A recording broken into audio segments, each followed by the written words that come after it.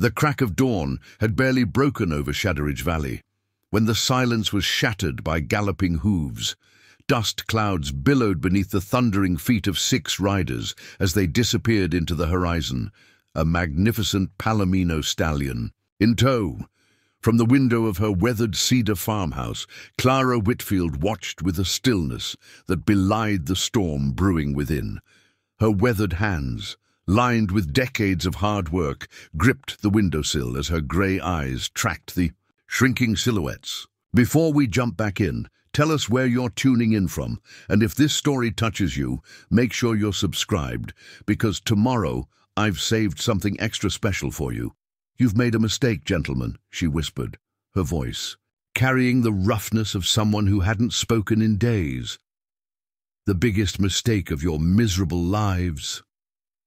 What Frank Duval's gang couldn't know, what would soon become their undoing, was that the beautiful golden horse they'd just stolen wasn't merely the last possession of a grieving widow trying to hold on to her husband's farm. That horse, Lazarus, had been trained with techniques no outlaw could possibly understand. The Shadowridge Valley of Colorado Territory, 1876, was a place of stark contrasts. Towering pines cast long shadows across meadows bursting with wildflowers, while rugged mountains stood sentinel over peaceful homesteads. It was a land where beauty and danger walked hand in hand, where fortunes could be made and lost on the turn of a shovel or the crack of a gun. Clara Whitfield's farm sat at the eastern edge of the valley, the land rolling gently toward mountains that glowed purple and gold in the setting sun. For 5 years, it had been her sanctuary, her place of peace, after 2 decades of a life that few in the valley could imagine. At 48, the lines around her eyes spoke of hard years and harder choices, but there was a quiet strength in her posture that suggested steel beneath the surface. The Palomino stallion, Lazarus, represented everything she'd built since hanging up her former life. He wasn't just a magnificent animal with a coat that gleamed like beaten gold in the sunlight. He was the last gift from her husband, Miles, before pneumonia had claimed him 3 winters ago. More importantly, he was the cornerstone of her horse training business, the only thing standing between her and destitution. Clara walked slowly to the empty stable, her boots crunching on the gravel pathway. The morning air still carried the scent of the intruders, tobacco, unwashed bodies, and the sharp tang of whiskey. Inside the stable, signs of struggle were evident. Lazarus hadn't gone willingly. A broken bridle hung from a post, and deep gouges marked the wooden floor where the stallion had dug in his hooves. "He fought them," Clara murmured, a hint of pride warming her voice. "Good boy." She knelt and ran her fingers along the marks, reading the story written in wood and dirt. 6 men, heavily armed. They'd come prepared, bringing sugar cubes to tempt Lazarus, not realizing he was trained to accept treats only from specific hands. When that failed, they'd resorted to force, but they hadn't killed her, though she'd awakened to find a knife embedded in her bedpost, a warning to stay quiet, stay put. "They should have used that knife differently," she said to the empty stable. "Would have been smarter." Clara returned to the house and moved with practiced efficiency, opening a cedar chest that hadn't been touched in years. Inside lay carefully preserved remnants of another life, a life where Clara Whitfield had been known by another name in hushed whispers around campfires and in the nightmares of outlaws across 3 territories, the Ghost Wrangler. For 15 years, Clara had been one of the most successful bounty hunters in the Western Territories. Not because she was the fastest draw or the best shot, though she was skilled with both rifle and pistol. What had made her legendary was her uncanny ability to track men who thought themselves untraceable, to predict their movements and behaviors, to understand their patterns better than they understood themselves. She'd learned those skills from her father, a Pinkerton detective who taught her to read people like books, to notice the small details that revealed character and intention. When he was murdered by a gang he'd been pursuing, 19-year-old Clara had taken up his mantle, refining and expanding his techniques until she became something outlaws feared more than jail or hanging, a tracker who never lost her prey. Her fingers caressed the worn leather of her gun belt, the oilcloth wrapped around her Sharps rifle. She hadn't used these tools since marrying Miles, choosing peace over the endless pursuit of justice. The woman known as the Ghost Wrangler had vanished, replaced by a simple horse trainer building a quiet life in a mountain valley. But as she prepared for what was to come, Clara felt the old instincts rising, sharp as ever. The sound of approaching hoofbeats drew her attention. Through the window, she saw Sheriff Thomas Abernathy riding toward her farm, his salt and pepper beard catching the morning light. At 55, Abernathy had served as sheriff of Shadowridge County long enough to know trouble when he saw it. Clara stepped onto her porch, the Sharps rifle held casually in her arms. "Heard the commotion," Abernathy called as he dismounted. "Duval's gang?" "6 riders," Clara confirmed, her voice calm. "Took Lazarus." Abernathy's weathered face creased with concern. "Clara, these men, they're not just horse thieves. They killed the Johnsons over in Pine Creek last month, left nothing but bodies and ashes. I know their reputation, Thomas." Clara's voice remained steady, but her eyes had taken on a predator's focus, just like they should have known mine. Abernathy studied her carefully. They'd known each other for years, since before she'd met Miles, when she'd occasionally bring wanted men to his jail. "Ghost Wrangler," he said quietly. "Been a long time since anyone's spoken that name around here." "That life is behind me." Clara checked her rifle's action with practiced ease. "But they didn't steal from the Ghost Wrangler. They stole from Miles Whitfield's widow. That makes it personal." Abernathy hesitated. "Duval's men are scattered across 3 counties, network of hideouts, informants. They've evaded every posse sent after them." A ghost of a smile touched Clara's lips. "Posses make noise, Thomas. Follow obvious trails. I'm just one rider, and I haven't forgotten how to move quietly. At least let me send word to the other sheriffs. Organize a proper—" "No." Clara's voice was firm. "By the time your telegrams are answered, they'll have my horse across the New Mexico border. This needs to be handled now, and it needs to be handled my way." Abernathy recognized the steel in her tone. It was the same quiet certainty she'd carried in her bounty hunting days, when she'd bring in men that had eluded every lawman in the territory. "They're watching the obvious routes," he warned. "Probably have men posted at key passes." "Good." Clara stepped back into her house, emerging moments later with a worn leather saddlebag and a second rifle, a Winchester repeater. "Let them watch the passes. I learned to track in these mountains long before Frank Duval thought to hide in them." She secured the rifles and mounted her backup horse, a sturdy Appaloosa gelding she kept pastured behind the house. The morning sun caught the silver in her dark hair as she settled into the saddle with fluid grace. "Give me 3 days," she told Abernathy. "If you haven't heard from me by then, send your telegrams. But you won't need to." "These men, Clara," he said quietly. "They're killers, cold-blooded." "No, Thomas." Her voice carried the chill of mountain snow. "They're thieves who haven't met the right hunter yet. But they're about to." As Clara rode toward the foothills, Abernathy watched her disappear into the morning mist. He'd seen that same purposeful calm 15 years ago, when she was the most feared bounty hunter in the territories. The Duval gang thought they'd stolen a horse from a widow's farm. Instead, they'd awakened something far deadlier. A legend they'd thought was just campfire stories. The Ghost Wrangler was back on the hunt, and this time it wasn't about bounties. This was about justice. What they couldn't know was that Lazarus was no ordinary horse. Over the past 3 years, Clara had poured all her tracking knowledge, all her understanding of behavior and pattern recognition, into training him. Using techniques she'd developed, During her bounty hunting days, she taught Lazarus to recognize and remember trails, to respond to specific whistles and signals that could be heard for miles, to return to her no matter where he was taken. More importantly, she'd trained him to create chaos within any stable where he was kept, to undermine fences, to unlatch gates, to draw attention at strategic moments. Lazarus wasn't just a horse, he was her most sophisticated hunting tool, designed specifically for a contingency she'd hoped would never arise. Clara guided her Appaloosa higher into the foothills, her mind settling into the familiar rhythm of the hunt. She didn't need to follow the obvious trail of 6 horses headed south. That would be too predictable, and Frank Duval hadn't evaded capture for 3 years by being predictable.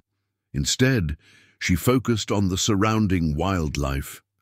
A flock of startled quail told her the gang had initially headed south before veering west at Cottonwood Creek. Disturbed patterns in meadow grass revealed where they'd split up, a standard tactic to confuse pursuers. But Clara wasn't following hoofprints. She was reading the story the landscape itself was telling her. By mid-morning, she'd reached Miller's Ridge, a vantage point that offered views across 3 valleys. Through her field glasses, she spotted movement, not the gang themselves, but the subtle displacement of deer herds responding to human intrusion in their territory. The animals were moving away from Blackwater Canyon, an area most locals avoided due to its treacherous terrain. "Hiding in plain sight," Clara murmured, adjusting her course. Smart, but not smart enough. As she rode, memories surfaced of other hunts, other men who'd thought themselves clever enough to evade her. She recalled her father's words, spoken during her first tracking lesson. "The cleverest fox thinks he's covered his scent, child. But he's just created a new pattern, one that stands out to those who know how to see it." By noon, Clara had reached the edges of Blackwater Canyon. She dismounted, securing her Appaloosa in a hidden grove, and proceeded on foot. The canyon walls rose steeply on either side, creating natural bottlenecks that would channel anyone passing through. It was perfect terrain for an ambush, either by the Duval gang or against them. Preparing and narrating this story took us a lot of time, so if you are enjoying it, subscribe to our channel. It means a lot to us. Now back to the story. Moving silently from cover to cover, Clara spotted the first sentry, a young man barely out of his teens, positioned on a rocky outcrop with a clear view of the canyon entrance. His rifle lay across his lap, but his attention was focused on a deck of cards in his hands, sloppy, overconfident. Clara circled wide, using the canyon's acoustics to her advantage. A displaced rock, sent rolling with careful aim, created enough noise to draw the sentry's attention east, while she slipped past to the west. Deeper in the canyon, the signs of recent activity became more pronounced. Fresh cigarette butts, beans spilled from a hasty meal, a discarded whiskey bottle. The gang was comfortable here, believing themselves safe in their remote hideout. Then she heard it, a distinctive whinny that cut through the canyon's natural sounds. Lazarus. The sound carried specific inflections she'd trained into him, a code as clear to her as spoken words. He was telling her how many men surrounded him, their approximate positions, whether they were alert or relaxed. Clara smiled grimly. The first phase of her plan was already in motion. Lazarus wasn't just a stolen horse, he was her inside man, her eyes and ears within the Duval gang's hideout. As she settled into a concealed position overlooking the camp, Clara began to understand why Frank Duval had remained uncatchable for so long. The hideout was remarkably sophisticated, a natural cave system expanded with wooden structures, complete with corrals for horses, smoking chimneys suggesting permanent living quarters, even a crude garden for fresh vegetables. This wasn't a temporary camp, it was a base of operations. And based on the activity she observed, stealing Lazarus hadn't been a random act. The gang's movements showed purpose, organization. Frank Duval himself, recognizable by his distinctive white-streaked beard and broad-brimmed black hat, was examining the Palomino with the eye of a connoisseur, measuring his lines, checking his teeth. Nearby, a man in city clothes, who looked distinctly out of place, was consulting a leather-bound ledger. Clara's eyes narrowed as she studied him. Well-tailored suit, gold watch chain, manicured hands, not the typical associate of border outlaws. Through her field glasses, she read fragments of their conversation. "Finest bloodline in the territory," the city man was saying. "With him, a stud we could establish is the price is set," Duval responded. 2,000 now, another 3 when Montgomery will be pleased. The racing circuit in San Francisco. Clara's mind worked through the implications. This wasn't simple horse theft. It was part of something larger, a breeding operation, perhaps, or a scheme to infiltrate legitimate racing with stolen bloodstock. The city man was a middleman, representing interests that reached far beyond the territorial borders. As darkness fell, Clara retreated to her Appaloosa, processing what she'd learned. The situation was more complex than she'd anticipated, but that complexity offered opportunities. More moving parts meant more potential points of failure, more leverage she could exploit. She made camp in a hidden ravine, far enough from the canyon to avoid detection, but close enough to hear Lazarus, if he called to her. As she prepared a cold meal, Clara felt the familiar focus of the hunt settling over her, bringing with it a clarity she hadn't experienced in years. The Duval gang thought they were clever, operating beyond the reach of conventional law.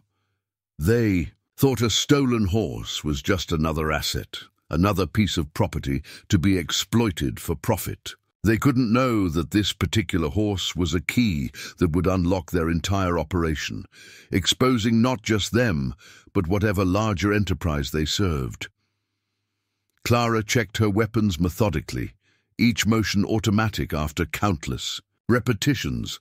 Tomorrow, she would begin gathering intelligence, understanding the full scope of what she was facing. Then she would implement the specific retrieval protocols she'd trained into Lazarus, signals that would transform a seemingly docile horse into an agent of calculated chaos.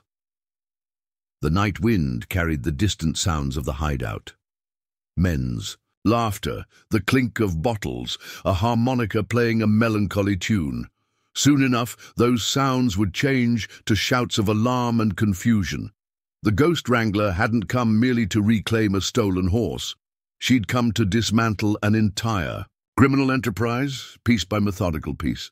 As stars emerged above the mountains, Clara allowed herself a small smile. Frank Duval and his men thought they'd stolen a valuable horse from a defenseless widow. Instead, they'd invited a predator into the heart of their operation. A predator, trained to return with vengeance, bringing his mistress's justice with him. The first light of dawn found Clara already awake, methodically preparing for the day ahead. She'd slept lightly, the habits of 15 years on the hunt never truly forgotten. As she packed her minimal gear, her mind drifted to the circumstances that had formed the ghost wrangler, experiences she'd buried beneath years of domestic tranquility. Philadelphia, 1858.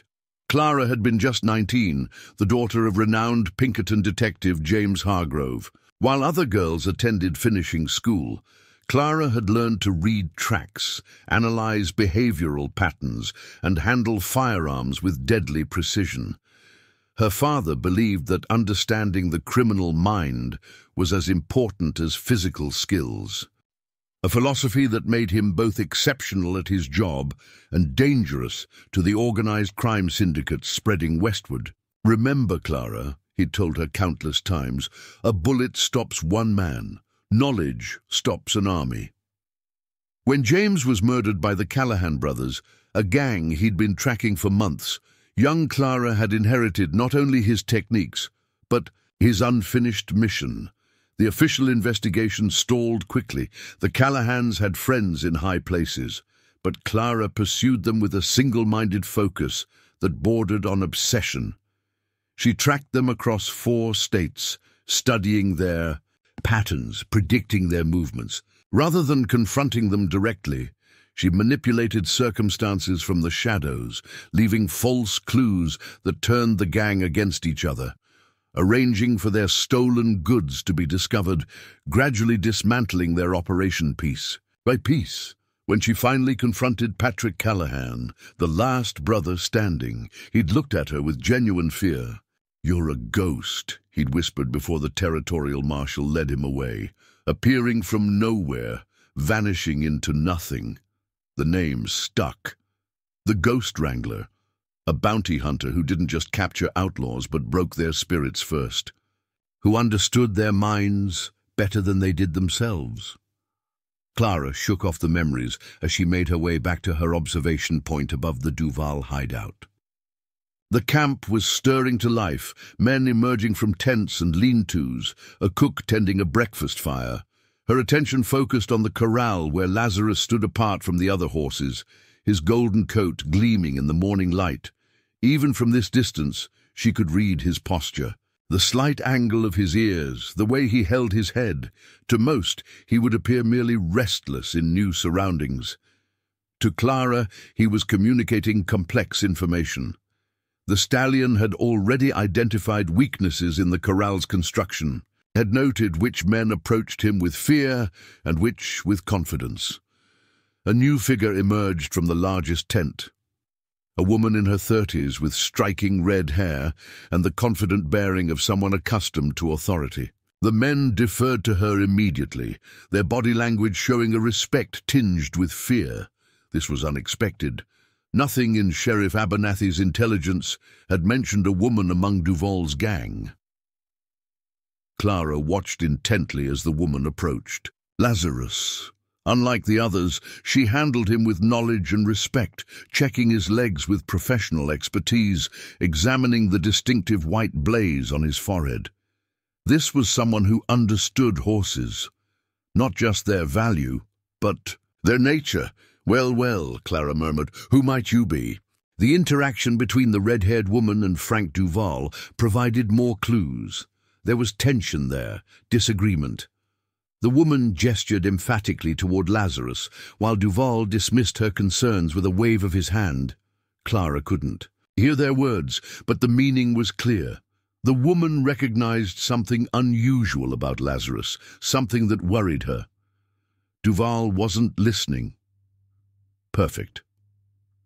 As the morning progressed, Clara observed the camp's routines, identifying patterns she could exploit. Fresh horses arrived, bearing supplies, and 2 new men whose furtive manner suggested they were running from something.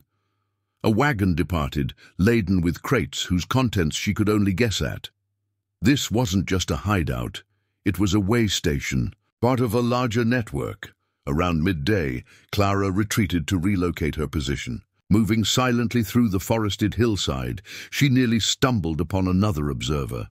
An older man with a grey beard, watching the camp through a brass spyglass. His buckskins and quiet movement marked him as experienced in wilderness ways. She froze, evaluating the threat. The man hadn't noticed her. His attention was fixed entirely on the hideout below. His weathered face showed concern rather than criminal intent. An ally, perhaps, or at least not an immediate enemy. Clara circled wide, approaching from his blind side. When she was within 10 feet, she spoke softly. "Fine day for bird watching." The man startled, his hand dropping to a concealed knife before recognition flickered across his face. "Well, I'll be damned," he said in a hoarse whisper. "Clara Hargrove. Though I hear it's Whitfield now." Clara studied him, placing the face from her past. "Jackson Reeves. Last I heard you were guiding for the army up in Montana Territory." "Last I heard you were retired," Reeves countered with a hint of a smile. They'd worked together briefly years ago, when Reeves had been a scout for the territorial marshals. He was one of the few who'd known her true identity during her Ghost Wrangler days, "What brings you to this particular slice of nowhere?" Clara asked, settling beside him. Reeves hesitated, then apparently decided to trust her. "My niece," he said, nodding toward the camp. "Rebecca, the redhead." Clara's eyebrows rose. "She seems uncomfortable with that crowd." "Too comfortable," Reeves growled. "Got mixed up with Duval 3 years back. Started as a horse buyer. She knows bloodstock better than most men in the business. Then she got deeper into his operation. Now I'm not sure if she's a prisoner or a partner. And you've been watching her all this time, off and on, trying to find a way to pull her out before she crosses a line she can't come back from." He studied Clara. "But you're not here by chance either." Clara nodded toward the corral. "The Palomino, they stole him from my farm yesterday." Understanding dawned on Reeves's weathered face. "Ah, so the ghost wrangler rides again. I'm just here for my horse." Reeves snorted softly. "We both know that's not how you operate, Clara. Never was. You see patterns, connections. And this," he gestured toward the hideout, "this is more than a simple horse theft operation." Clara didn't disagree. She'd already recognized the signs of a sophisticated criminal enterprise, one with potential connections to legitimate businesses and possibly political protection. It had all the hallmarks of the syndicates she'd dismantled in her earlier career. "Tell me about your niece," she said instead. "What's her role exactly?" "She identifies valuable horses, helps them blend stolen animals into legitimate stock, falsifies bloodlines, creates paper trails." Reeves' voice carried equal measures of shame and concern. "She was always brilliant with horses, knew bloodlines. Like some people know their own family. After her husband died in '72, something changed. The line between right and wrong got blurry for her." Clara nodded. She understood how grief could reshape a person, could push them toward choices they'd never have considered before. Hadn't she experienced something similar after her father's murder? "The Palomino," Reeves continued. "Something about him has her spooked. She was arguing with Duval about him all morning." "Good," Clara said simply. Reeves gave her a searching look. "There's something special about that horse, isn't there?" Clara considered how much to reveal. Jackson Reeves had been reliable in the past, and having an ally with a connection inside the gang could prove valuable. "Lazarus isn't just a horse," she said finally.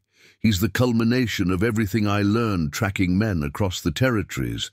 I've trained him with techniques most folks wouldn't believe possible." Reeves' eyes widened slightly. "You mean he can recognize and remember complex trails, respond to signals from over a mile away, create distractions on command." A small smile touched Clara's lips. "And he's cataloging everything about that camp as we speak. Weaknesses, routines, escape routes." "Good Lord," Reeves whispered. "That explains why Rebecca's unsettled. She knows horses, knows when one is behaving differently. Your niece might be my best ally down there, whether she realizes it or not." Clara studied the camp through her field glasses. "She'll keep noticing things about Lazarus that the others dismiss.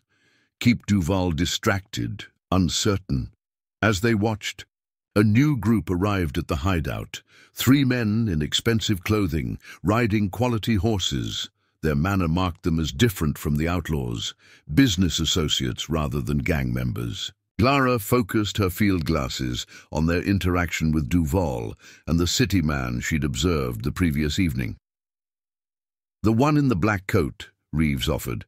"That's Harold Montgomery. Owns half the businesses in Denver, including the biggest, racing stables in the territory." Clara's mind worked through implications. So not just horse theft, they're infiltrating the racing circuit, among other things. Reeves's voice hardened. "Montgomery's been buying up land along the proposed railway routes, sometimes before the routes are even announced publicly. Word is, he gets information no ordinary businessman should have access to." "Inside information," Clara murmured, "suggesting government connections." "My guess, They steal high-quality horses, create false papers for them, then use them in Montgomery's. Legitimate racing operations.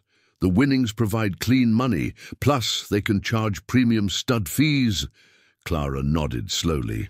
It was a sophisticated operation, using criminal activity to support and expand legitimate businesses, which in turn provided cover and laundering opportunities for the criminal proceeds. The kind of interlocking scheme that law enforcement struggled to unravel, especially when it involved powerful men like Montgomery. "There's something bigger brewing," Reeves continued. "Rebecca's been agitated these past weeks. Mentioned something about a northern expansion in her last letter to her sister.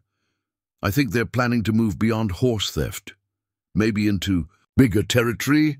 As they observed, Montgomery examined Lazarus with obvious satisfaction. The Palomino allowed the inspection, but maintained the subtle resistance Clara had trained into him.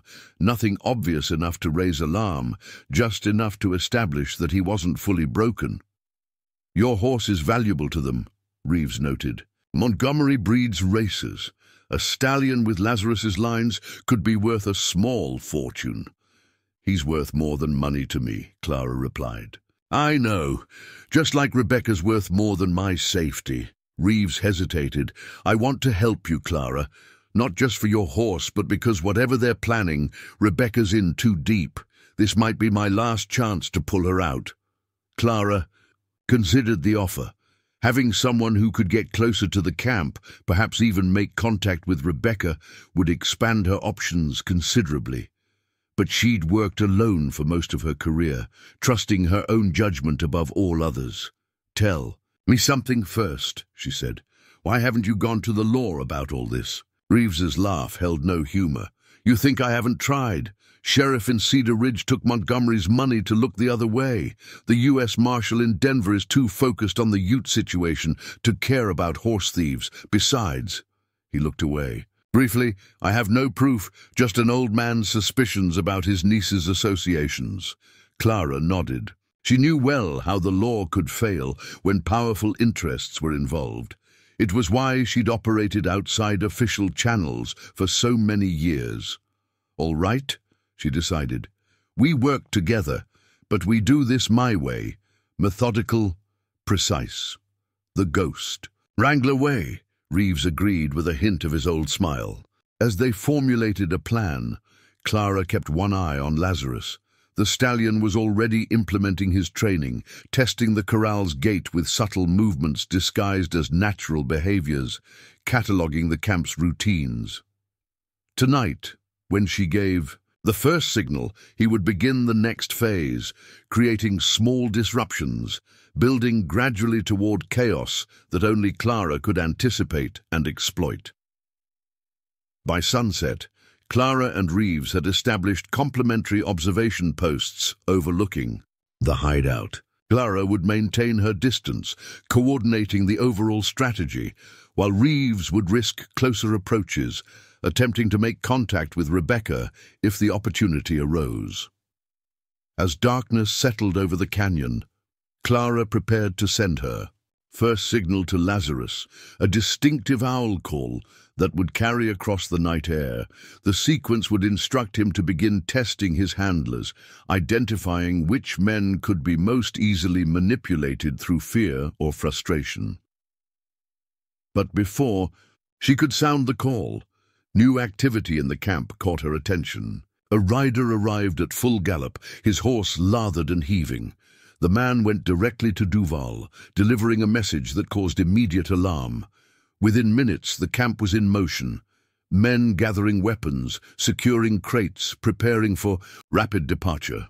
Through her field glasses, Clara observed Rebecca arguing vehemently with Duval, gesturing toward Lazarus. The gang leader's response was harsh enough to make the redhead step back, her face flushing with anger or fear. "Something's wrong," Reeves breathed, returning to Clara's position. "That rider came from Cedar Ridge. Rebecca told me they have a telegraph operator on their payroll there." Clara's mind worked rapidly through possibilities. Someone knows they're here. Law enforcement? Maybe. Reeves didn't sound convinced. Or competitors. Duval's made enemies. Whatever the threat, it was changing the dynamic. Clara watched as the camp divided, some men packing to leave immediately, others preparing defensive positions. Montgomery and his associates departed in haste, clearly wanting no part of whatever confrontation might be coming. Most concerning, two men approached the corral with ropes, preparing to move the horses. Clara's hand tightened on her rifle. If they separated Lazarus from the others, took him to an unknown location, her carefully constructed plan would unravel. "Time to accelerate things," she murmured. Before Reeves could respond, Clara raised her hand to her mouth and produced a distinctive whistle, higher pitched than her planned signal, conveying urgency. To any listener, it might have sounded like a night bird or an insect. To Lazarus, it was a specific command: create immediate distraction. The response was immediate and dramatic. The Palomino reared suddenly, striking out with his hooves and causing the other horses to panic. In the ensuing chaos, one of the handlers was knocked to the ground, and several horses broke free of the corral, scattering through the camp. Men shouted, abandoning their tasks to chase the loose animals. In the confusion, Rebecca moved swiftly to Lazarus, quickly securing a lead rope to his halter, but instead of trying to restrain him, she led him purposefully toward a small side canyon, away from both the main camp and the direction the other horses had fled. "What is she doing?" Clara murmured, tracking her through the field glasses. "Stealing him," Reeves realized aloud. "She's making her move while everyone's distracted." Clara's tactical assessment shifted rapidly. Rebecca taking Lazarus complicated matters, but also created new opportunities. The woman clearly had her own agenda, separate from Duval's. Whether that made her an ally or simply a different kind of adversary remained to be seen. "Change of plans," Clara said, already moving toward her Appaloosa. "I'm going to follow them. You stay on Duval, find out what spooked them, where the others are headed." Reeves nodded grimly. "Be careful. With Rebecca, she's desperate, and desperate people are unpredictable." "I know desperate," Clara replied, swinging into her saddle. "I've been desperate. Sometimes it's the most predictable state of all." As she urged her mount forward, following the narrow deer trail that would intercept Rebecca's likely route, Clara felt the familiar tension of a hunt nearing its critical phase. But unlike her bounty hunting days, the variables now were multiplying rapidly, unknown threats approaching the Duval camp. Rebecca's unexpected intervention, the mysterious northern expansion that had Reeves concerned. What had begun as a mission to recover a stolen horse was evolving into something far more complex, a web of competing interests, hidden agendas, and potential dangers that extended beyond a simple gang of horse thieves. It was the kind of intricate human puzzle that had once made Clara the most feared bounty hunter in the territories. And despite herself, despite the 5 peaceful years that had softened her edges, Clara felt a surge of familiar exhilaration. The ghost wrangler hadn't just awakened. She was fully back in her element, reading the shifting patterns of human behavior, anticipating moves and counter-moves in a deadly game. Ahead in the darkness, Lazarus called once, a distinctive whinny that only Clara would recognize as a signal rather than random noise. He was telling her exactly where he was, and that he was being led rather than driven. Whatever Rebecca's intentions, Lazarus was already working to turn the situation to Clara's advantage. The hunt was evolving in unexpected ways, but Clara hadn't survived 15 years tracking the territory's most dangerous men by being rigid in her approach. Adaptability had always been her greatest strength, that and her uncanny ability to understand her adversaries better than they understood themselves.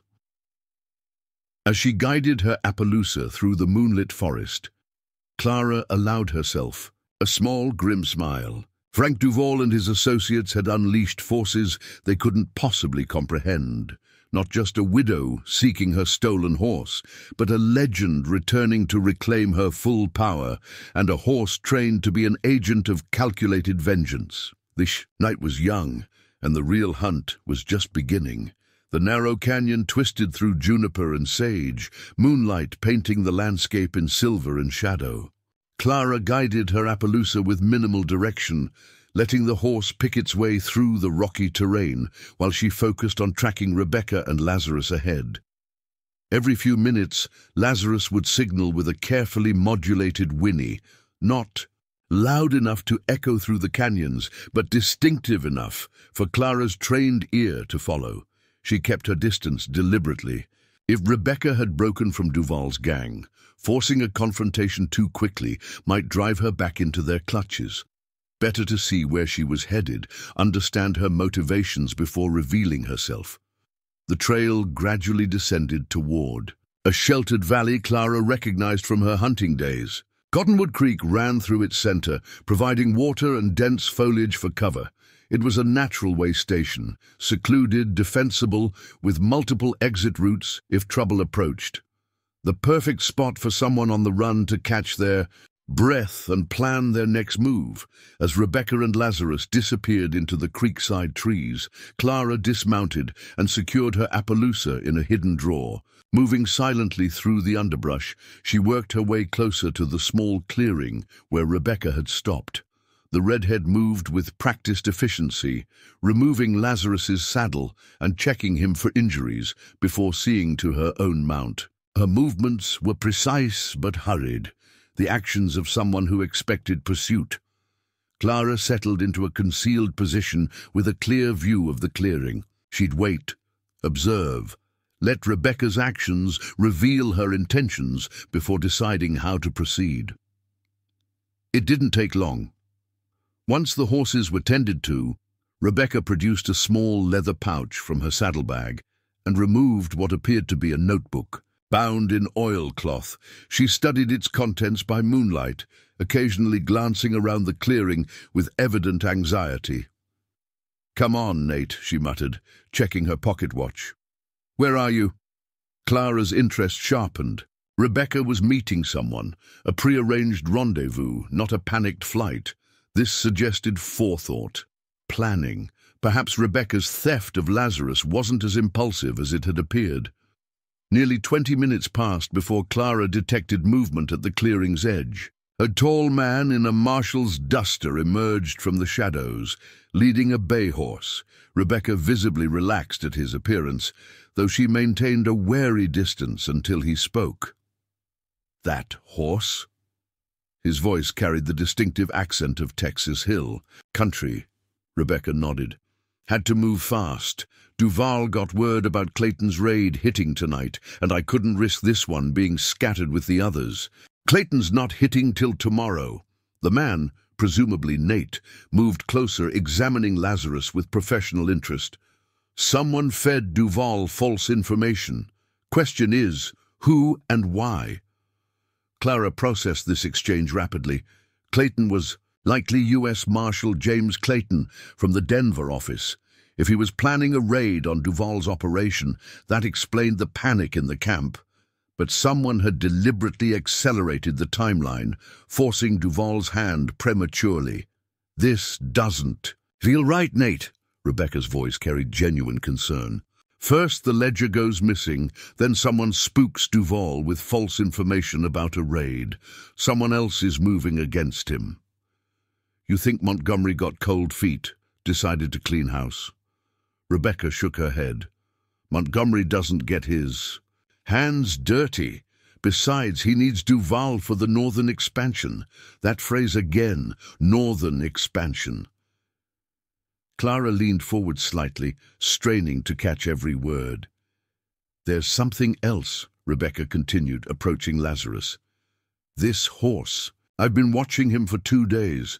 He's different, trained in ways I can't explain." Nate frowned. "Different how?" "He tests his enclosures systematically, not randomly like most horses trying to escape. He watches the men, studies them, and sometimes..." She hesitated. Sometimes he makes sounds that aren't normal horse sounds, almost like signals. A faint smile touched Clara's lips in the darkness. Rebecca was more observant than most. No wonder she'd been valuable to Duval's. "Operation. You're overthinking, Beck," Nate said dismissively. "It's just a valuable stud they stole from some farm. Focus on what matters, the ledger and the maps. Without those, we can't prove the connection between Montgomery, Judge Wilson, and the railroad commissioner." Clara's mind worked through implications. A corrupt judge, a railroad commissioner, connections to Montgomery's business empire. The scope of the conspiracy was expanding beyond simple horse theft. Rebecca handed over the oilcloth-wrapped notebook. "It's all here. Every transaction, every bribe, every shipment. 3 years of Duval's operation, including the names of every official on their payroll. And the maps. Couldn't get to them. Duval keeps them locked in a strongbox. But the ledger includes coordinates, delivery schedules." Rebecca's voice hardened. "Enough to stop the northern expansion before it starts." Nate tucked the ledger inside his duster. "Clayton will move on this information immediately. With luck, we'll have Duval, Montgomery, and half the corrupt officials in Colorado Territory in custody by this time tomorrow." Rebecca glanced at Lazarus. "What about him?" "What about him? He's stolen property. We'll return him to his rightful owner once we sort through the mess." Clara had heard enough. Rising silently, she withdrew her Winchester from its sheath and stepped into the clearing, her voice carrying quiet authority. "That won't be necessary. I'm his rightful owner, and I'm here to collect." Both Rebecca and Nate spun toward her, the marshal's hand dropping to his sidearm before freezing at the sight of Clara's rifle trained steadily on his chest. "Easy now," Clara continued, keeping her distance. "I'm not here for trouble, just my horse." Recognition dawned on Rebecca's face. "You're Clara Whitfield, the widow from Shadowridge Valley." "Among other things," Clara acknowledged, not lowering her weapon. "And you two are clearly not ordinary horse thieves." Nate had recovered his composure, though his hand remained near his gun. "Marshal Nathan Blackwood, ma'am. U.S. Marshal's Office, Denver Division. This is Rebecca Reeves, who's been working undercover in Duval's operation for the past 8 months. Clara's eyes narrowed. 8 months? Your uncle believes you've been with them for 3 years. Surprise flickered across Rebecca's face. "You've spoken with Uncle Jackson?" "Recently," Clara confirmed. "He's quite concerned about your moral compass." Rebecca's expression hardened. "My uncle doesn't know everything. I joined Duval's operation as a horse buyer, yes, but I contacted the marshal's office 6 months later when I realized the full scope of what they were involved in." Clara studied both of them, evaluating their story against her own observations. It fit with what she'd seen: Rebecca's expertise with horses, her apparent tension with Duval, her careful documentation of the gang's activities. "The northern expansion," Clara prompted. "What exactly are they planning?" Nate and Rebecca exchanged glances before the marshal spoke. "Duval's operation has been smuggling more than horses, weapons mainly, small shipments to avoid attention. But they're planning something bigger, a major delivery to a group of separatists in Wyoming Territory who are planning to seize control of key mountain passes once the new railway is completed." "With Montgomery's backing," Rebecca added. "He stands to control all transportation through the Northern Territories if they succeed. Millions in shipping contracts, exclusive access to new mining operations being developed up there." Clara lowered her rifle slightly, though she remained alert. "And Judge Wilson ensures any legal challenges are quickly dismissed, among other services," Nate confirmed grimly.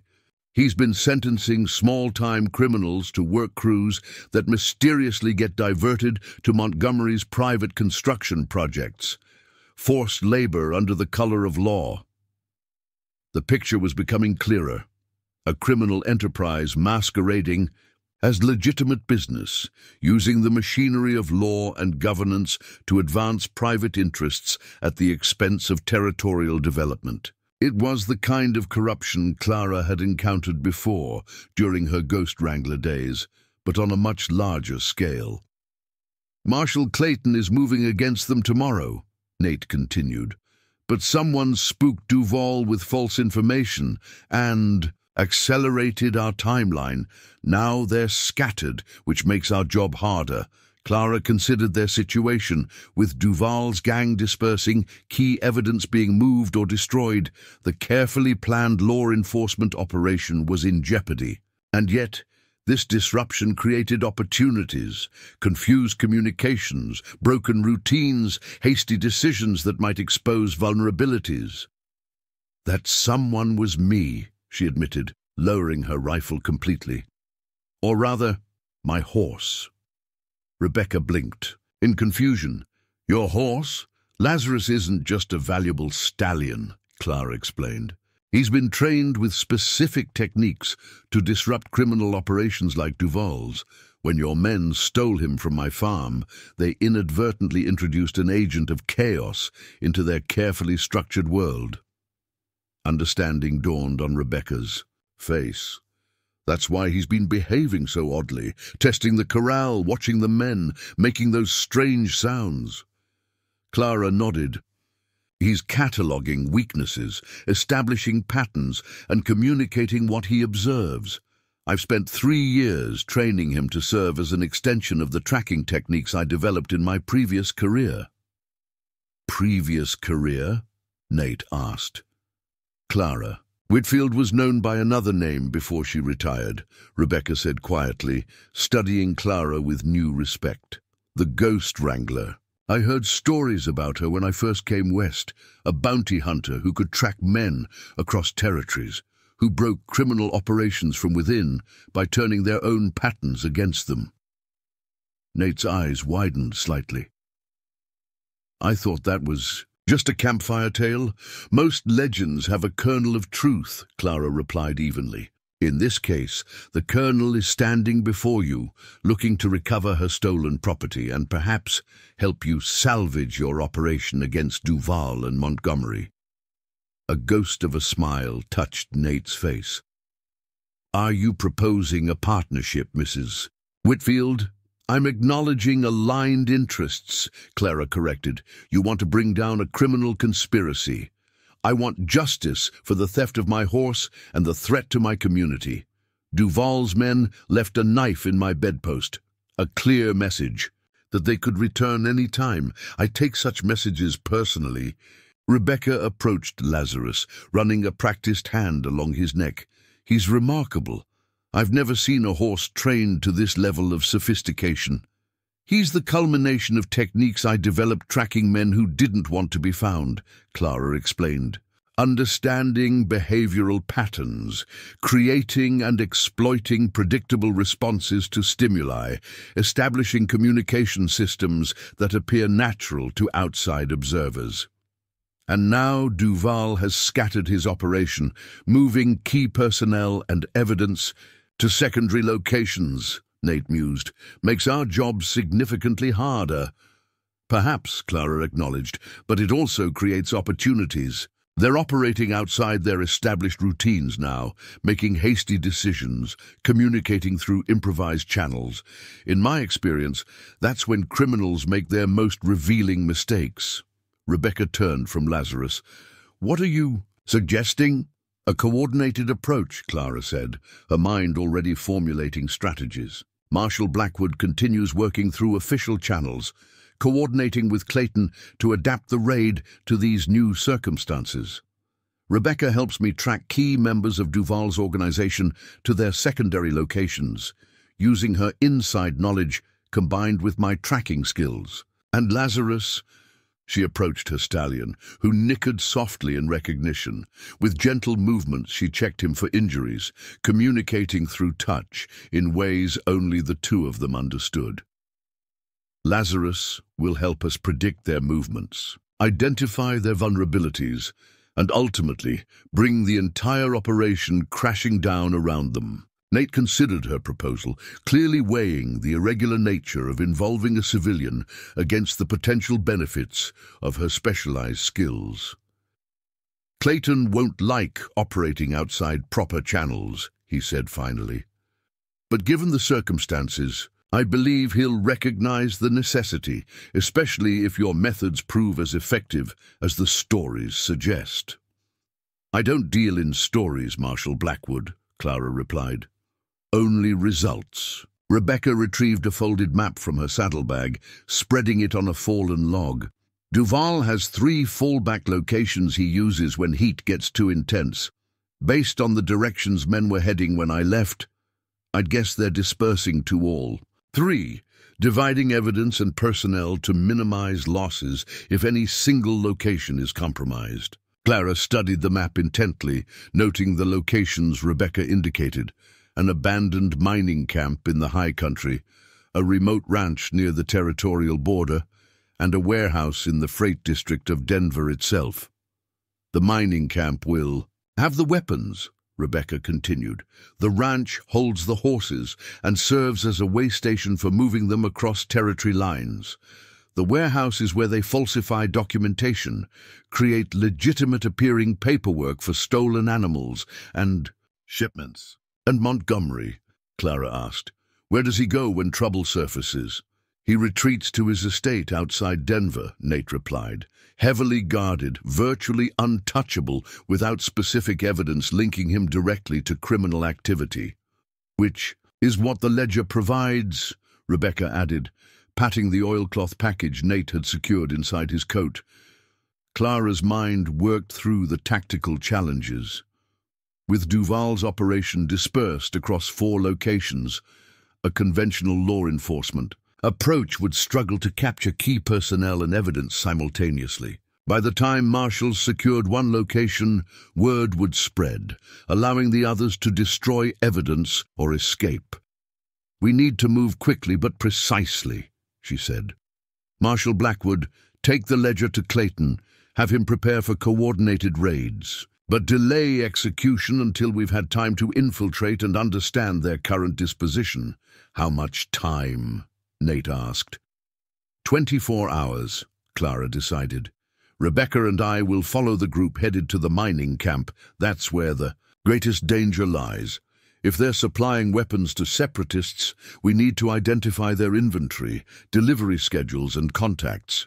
"What about Lazarus?" Rebecca asked. "Surely you'll want to return him to safety." Clara smiled faintly, running her hand along the stallion's neck. "Lazarus is far more valuable in the field than back at my farm. He's not just a horse, he's the most sophisticated tracking tool I've ever developed, and he's been inside their operation, observed their patterns, and established a presence they've already begun to accept." Understanding dawned on Rebecca's face. "You're going to use him as a Trojan horse." "In a manner of speaking," Clara confirmed. "He'll help us penetrate their defenses, predict their movements, and ultimately turn their own operational patterns against them." Nate looked skeptical. "With all due respect, Mrs. Whitfield, I understand your reputation, but that's a lot to expect from a horse, no matter how well trained." "Judge me by results, Marshal," Clara replied calmly. "And remember, they stole Lazarus, believing he was merely a valuable stallion. That misunderstanding is our greatest advantage." As they finalized their plan, Clara felt the familiar clarity that had always accompanied her most challenging hunts. The scattered pieces were aligning in her mind. Duval's operation, Montgomery's ambitions, the corrupt officials enabling their schemes, and the separatist movement waiting for weapons in Wyoming territory. What had begun as a simple mission to recover a stolen horse had evolved into something far more significant, an opportunity to dismantle a conspiracy that threatened the entire region's development. And at the center of it all was Lazarus, a horse trained to be more than just an animal, a living implementation of Clara's understanding of human and animal behavior. Dawn was approaching as they prepared to move out. Nate would ride for Denver immediately, while Clara and Rebecca would track the group headed to the high country mining camp. They agreed on signal systems, rendezvous points, and contingency plans with the practiced efficiency of professionals. Accustomed to high-stakes operations, as Nate departed, he gave Clara a measuring look.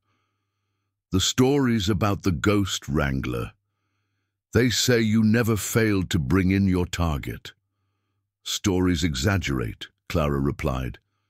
But not always. Once the marshal had disappeared into the pre-dawn darkness, Rebecca approached Clara with a question that had clearly been troubling her.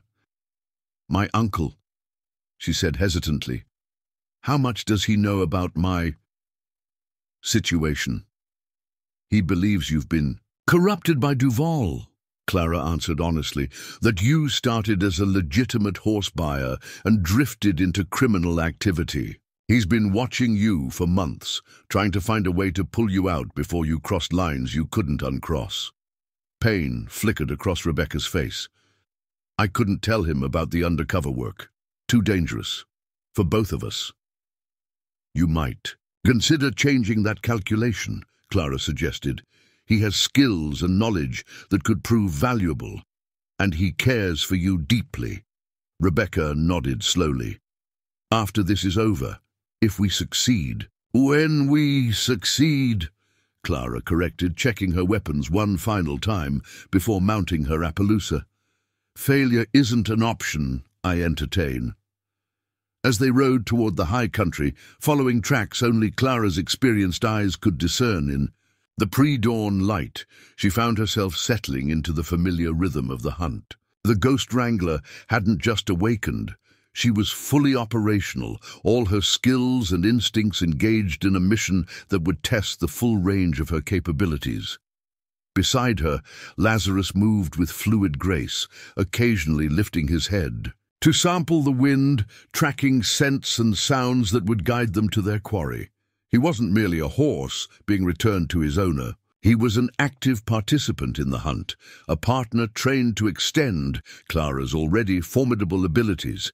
The Outlaws had stolen Clara's horse, believing him to be merely valuable property. Instead, they had unwittingly invited destruction into the heart of their operation, a specific, calculated form of vengeance delivered by a widow who was far more dangerous than they could possibly have imagined. As the first rays of sunlight touched the eastern horizon, Clara allowed herself a small, grim smile. The real hunt was just beginning. The high country air carried the sharp scent of pine as Clara and Rebecca followed the winding game trail toward the abandoned mining camp. They traveled in silence, Clara reading the subtle signs of recent passage: broken twigs, disturbed stones, trampled vegetation, while Rebecca scanned the ridgelines for lookouts. Lazarus moved alongside Clara's Appaloosa, occasionally pausing to sample the air, his behavior reinforcing Clara's tracking assessments. By mid-morning, they'd reached a vantage point overlooking a steep valley. Below, nestled among wind-twisted pines, stood the remains of the Silverado Mining Company's northern operation, a collection of weathered buildings, collapsed mine shafts, and rusting equipment abandoned when the silver vein played out in '68. Duval uses this place for storage and transfers, Rebecca explained, keeping her voice low. Remote enough to avoid casual discovery, but accessible by wagon if you know the old mining roads. Clara studied the camp through her field glasses. At first glance, it appeared deserted. No smoke from chimneys, no horses visible in the crude corral. But her experienced eye caught subtle signs of occupation, fresh cuts in the brush along the main trail, a recently repaired section of roof on the largest building, the absence of wildlife that would normally inhabit an abandoned site. "They're here," she confirmed, "and they're being cautious. No fires, minimal movement." Rebecca nodded. "After the warning about Clayton's raid, they'll be operating under strict discipline. Duval doesn't tolerate sloppiness when he feels threatened." Clara's attention focused on a partly collapsed shed near the edge of the camp. Unlike the other structures, its weathered boards showed signs of recent reinforcement, subtle but Noticeable to someone with her training. That building, she indicated. What would they store there? That's new, Rebecca frowned. Wasn't reinforced like that last time I was here. Normally they use the old assay office for weapons storage. Better locks, stone walls. Clara considered this change in pattern. Criminals were creatures of habit, especially successful ones. Altering established security protocols suggested something valuable enough to warrant special precautions, something beyond their normal inventory. We need closer observation, she decided. There's a ridge on the eastern approach that should provide coverage of the entire camp while keeping us concealed. As they circled toward the position Clara had identified, Lazarus suddenly stopped, ears pricked forward, nostrils flaring. Clara immediately halted, raising a hand to signal Rebecca. Years of working with animals had taught her to trust their senses above her own. They detected threats humans often missed. "What is it?" Rebecca whispered. Clara didn't answer immediately. Studying Lazarus's behavior, this wasn't ordinary alertness to potential danger. His posture, the specific angle of his ears, these were trained responses indicating detection of particular stimuli. "Gunpowder," she said finally. "Large quantities, and something else." She inhaled deeply, testing the air herself. "Chemical. Sense. Not mining supplies." Rebecca's expression sharpened. "Explosives? Possibly." Clara adjusted their route, proceeding with increased caution. Whatever they're storing here, it's more significant than rifles and ammunition for border separatists. They established their observation post as the afternoon sun began. Its westward descent, concealed among boulders and juniper on the eastern ridge. From this position, they had clear sightlines to most of the camp, while remaining hidden from casual detection. Hours passed with minimal visible activity, though. Clara noted the regular pattern of guards changing positions, discipline unusual for typical outlaws. These men moved with military precision, maintaining overlapping fields of vision and regular communication through hand signals. "Those aren't Duval's regular men," Rebecca observed. "Too disciplined, too professional." "Hired guns," Clara agreed. "But with formal training, ex-military perhaps." As dusk approached, activity in the camp increased. Lamps were lit inside the main building, carefully shielded to prevent light from being visible at a distance. A wagon emerged from a camouflage position among the trees, driven toward the reinforced shed. 4 men accompanied it, hands resting, on holstered weapons, as they scanned their surroundings.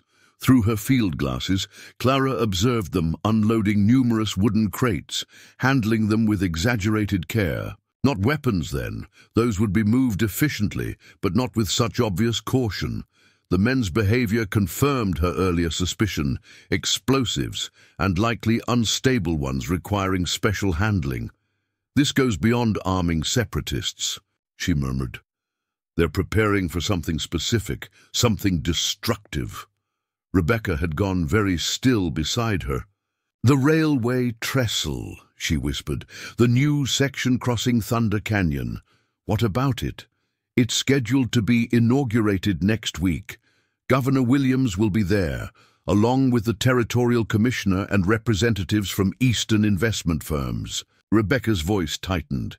"If that trestle collapsed during the ceremony, mass casualties, including government officials," Clara finished grimly, "creating a power vacuum in the territorial leadership, disrupting the railway expansion, and damaging investor confidence.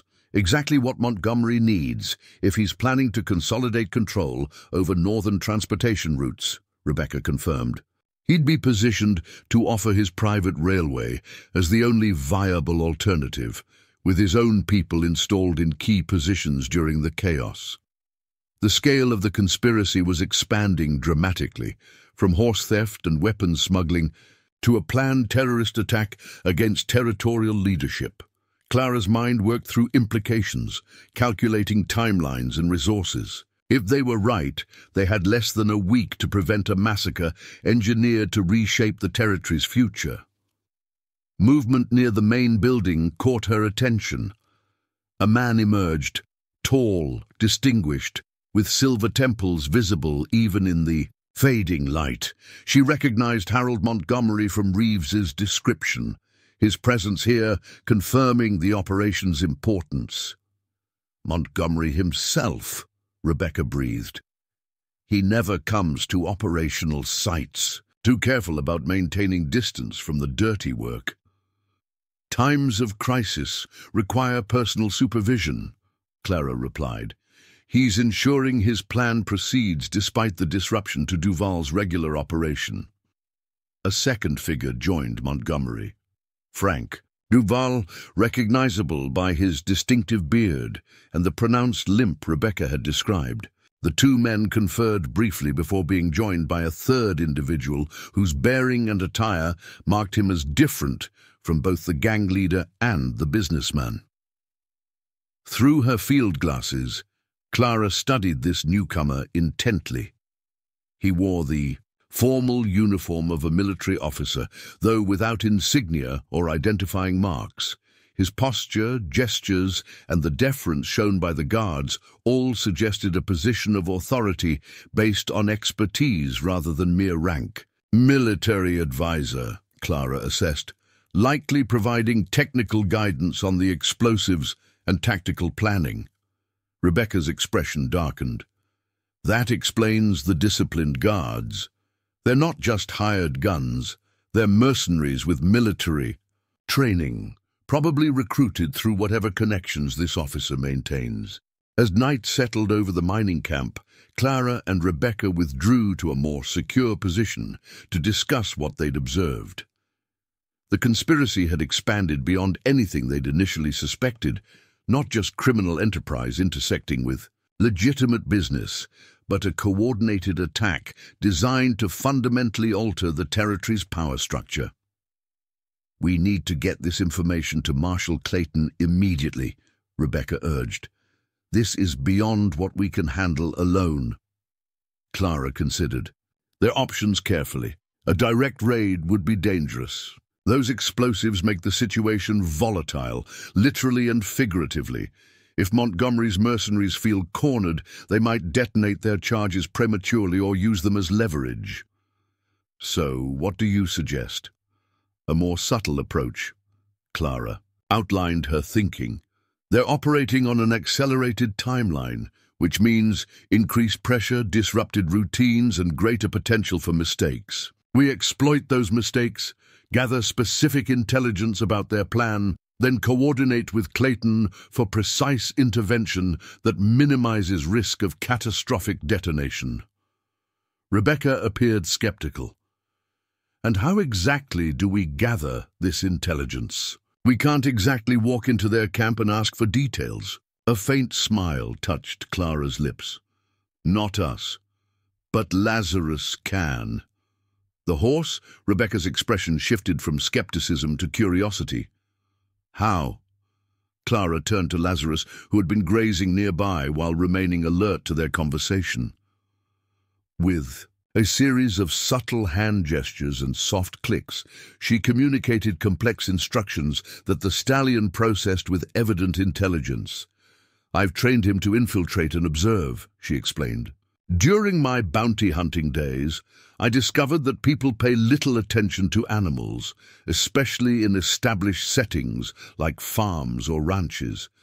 They speak freely around them, leave sensitive materials unsecured, reveal routines and weaknesses they'd carefully hide from human observers."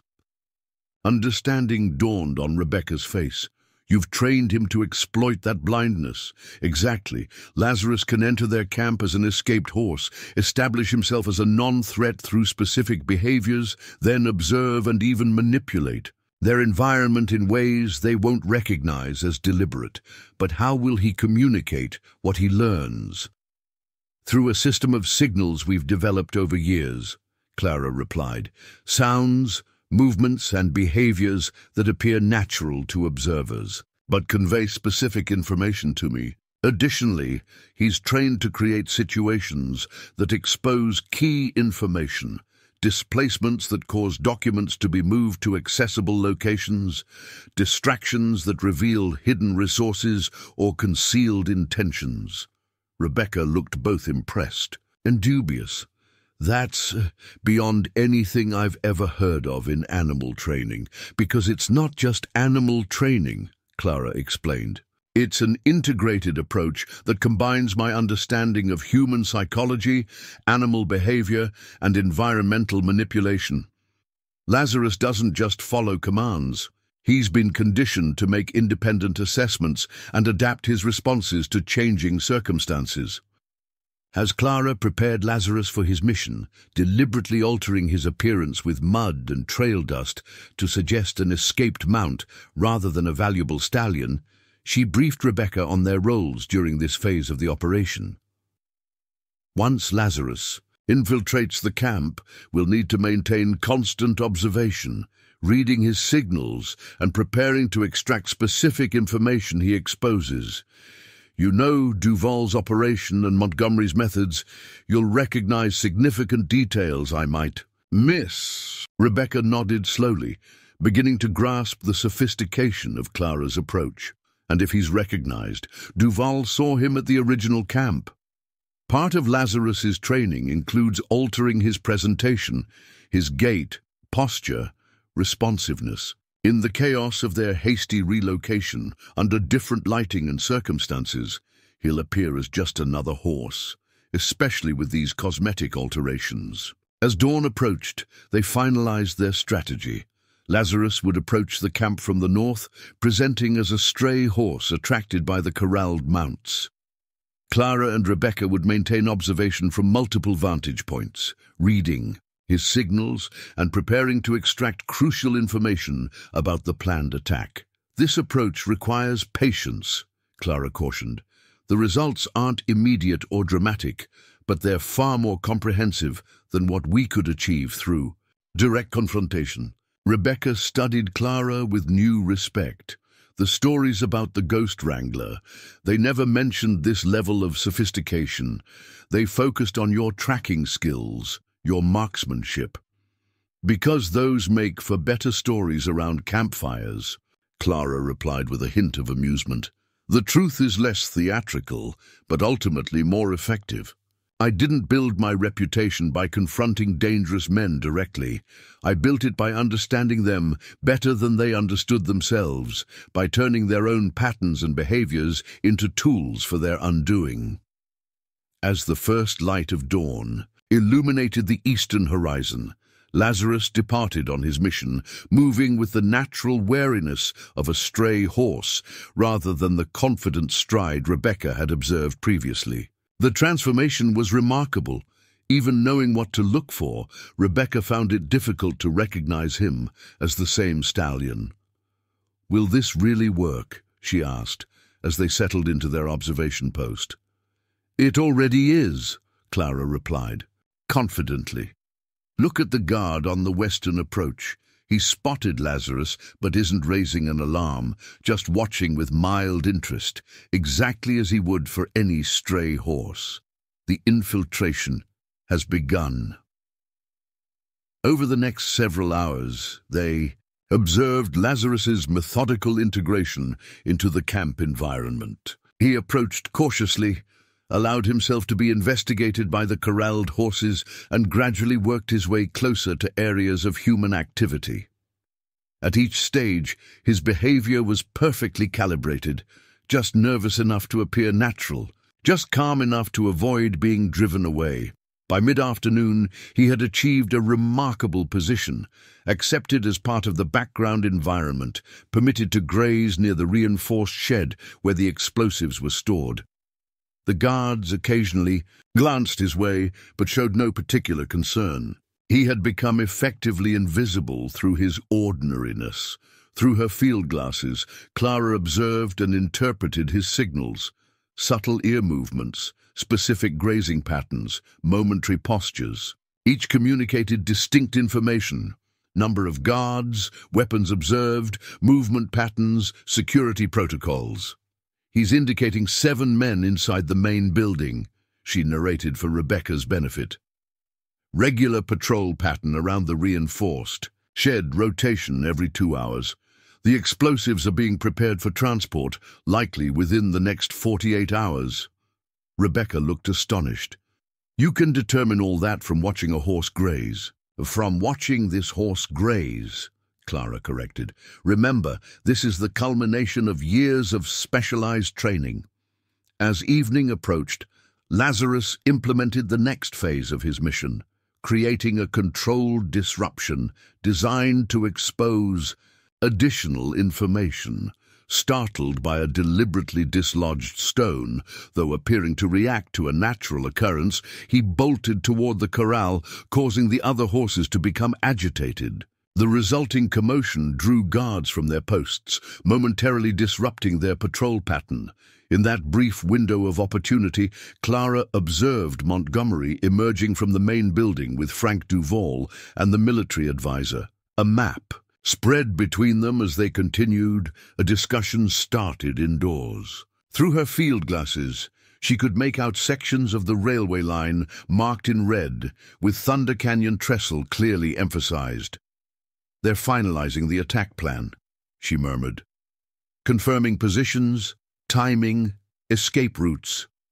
The disruption settled quickly, but it had served its purpose, confirming their suspicions about the target and timeline while revealing key operational details. Lazarus returned to his previous position, now even more accepted as part of the camp's environment after the guards dismissed him as just a skittish stray. As darkness fell, Clara and Rebecca withdrew to their secure position to process what they'd learned and plan their next move. The picture was becoming clearer, more detailed, and far more disturbing than either had initially imagined. This isn't just about controlling transportation routes, Rebecca said grimly. The casualties from collapsing that trestle during the inauguration ceremony. We're talking about dozens of deaths, including the governor and territorial leadership. Creating chaos that Montgomery and his allies would exploit to reshape the territory's governance and economic structure, Clara agreed, a coup disguised as a tragic accident. The scale of the conspiracy was staggering, reaching from local outlaws like Duval through businessmen like Montgomery to corrupted officials in the territorial government, all coordinated with military precision by whoever the uniformed advisor represented. We need to move quickly, Rebecca urged. The inauguration is in 5 days. Based on what we've observed, they're planning to transport the explosives within 48 hours, probably to pre-position them at the trestle site. Clara nodded, already formulating the next phase of their approach. We'll continue surveillance through the night. Lazarus will remain in position, gathering additional details about personnel, weapons, and explosives. At dawn, you'll break. Away to rendezvous with Marshal Blackwood, delivering what we've learned and coordinating Clayton's response. And you? I'll maintain observation, prepare for potential intervention if they move the explosives before Clayton can mobilize sufficient forces. Clara checked her weapons with practiced efficiency. And I'll begin implementing the next phase of Lazarus's training, not just observation, but active disruption. As they settled in for the night watch, taking alternating shifts, Clara found herself reflecting on how far the situation had evolved from a simple mission to recover a stolen horse. She had uncovered a conspiracy that threatened the entire territory's future, a plot combining criminal enterprise, corrupt governance, and military expertise in service of private ambition. The Ghost Wrangler had returned to the hunt at precisely the moment her skills were most needed. And Lazarus, the horse stolen by men who saw him as merely valuable property, was proving to be the most effective weapon against their elaborate schemes. Dawn would bring new challenges, new dangers, and the acceleration of their countermeasures against Montgomery's plot, but Clara felt the familiar cold certainty that had marked her most successful hunts. The conspirators had made a fatal error in stealing her horse. They had unwittingly introduced their own destruction into the heart of their operation. As Lazarus continued his methodical intelligence gathering in the camp below, Clara allowed herself a grim smile. Vengeance was coming, not in a blind rush of violence, but in the calculated dismantling of everything Montgomery and his allies had built. The first golden rays of dawn had barely touched the mountain peaks when Rebecca departed for her rendezvous with Marshal Blackwood. Clara remained at the observation post, maintaining vigilance over both the mining camp and Lazarus's ongoing intelligence gathering. The Palomino had integrated himself remarkably into the camp's environment, moving with apparent randomness. That was actually a carefully orchestrated pattern of surveillance. As morning progressed, Clara noted increased activity around the reinforced shed. Montgomery's mercenaries were preparing the explosives for transport, though their methodical approach suggested the movie wouldn't happen until the following day. This provided a crucial window for assembling the resources needed to counter their plot. A soft whistle from the ridge behind her signaled Jackson Reeves's approach. The old scout moved with impressive stealth for his age, joining her without disturbing so much as a pebble. "Followed your trail from Cottonwood Creek," he explained quietly. "Rebecca found me on her way to meet Blackwood. Filled me in on what you've discovered." Clara nodded. "Glad to have you. We'll need your knowledge of the terrain between here and Thunder Canyon." Reeves studied the camp through his own field glasses. "She told me about your horse. Said you've got him working as some kind of spy down there. Thought she might be exaggerating." "Watch him for an hour," Clara suggested. "You'll see." The old scout observed Lazarus's movements, his expression gradually shifting from skepticism to astonishment as he recognized the patterns Clara had trained into the stallion's behavior. "Never seen anything like it," he finally admitted. "The way he positions himself near conversations, how he creates disturbances at strategic moments, it's almost human." "Not human," Clara corrected. "Just a different kind of intelligence, shaped through specific training. Animals perceive and process information differently than we do, sometimes more efficiently. I've simply harnessed those natural capabilities and directed them toward particular objectives." As they maintained their surveillance, Clara outlined what they'd learned about Montgomery's conspiracy and the planned attack on Thunder Canyon Trestle. Reeves listened grimly, occasionally adding insights based on his extensive knowledge of regional politics and geography. "The Trestle location makes strategic sense," he confirmed. "It's the linchpin of the Northern Railway expansion. Without it, the only viable transport route would be through the mountain passes Montgomery's been quietly buying up over the past 2 years. Creating a bottleneck he would control," Clara added. "With the territorial leadership decimated in the accident, his allies would step into the power vacuum, ensuring his transportation monopoly remains unchallenged." Reeves shook his head. "Ambitious bastard. Always knew he was ruthless in business, but this—" He gestured toward the camp where Montgomery's mercenaries continued their preparations. "This is something else entirely. Men like Montgomery don't recognize boundaries between business, politics, and criminality," Clara replied. "They see only opportunities for power and wealth. The means are irrelevant. Only the outcome matters." Around midday, a new arrival at the camp caught their attention. A sleek black carriage approached along the old mining road, its quality and polished appearance incongruous in the rugged setting.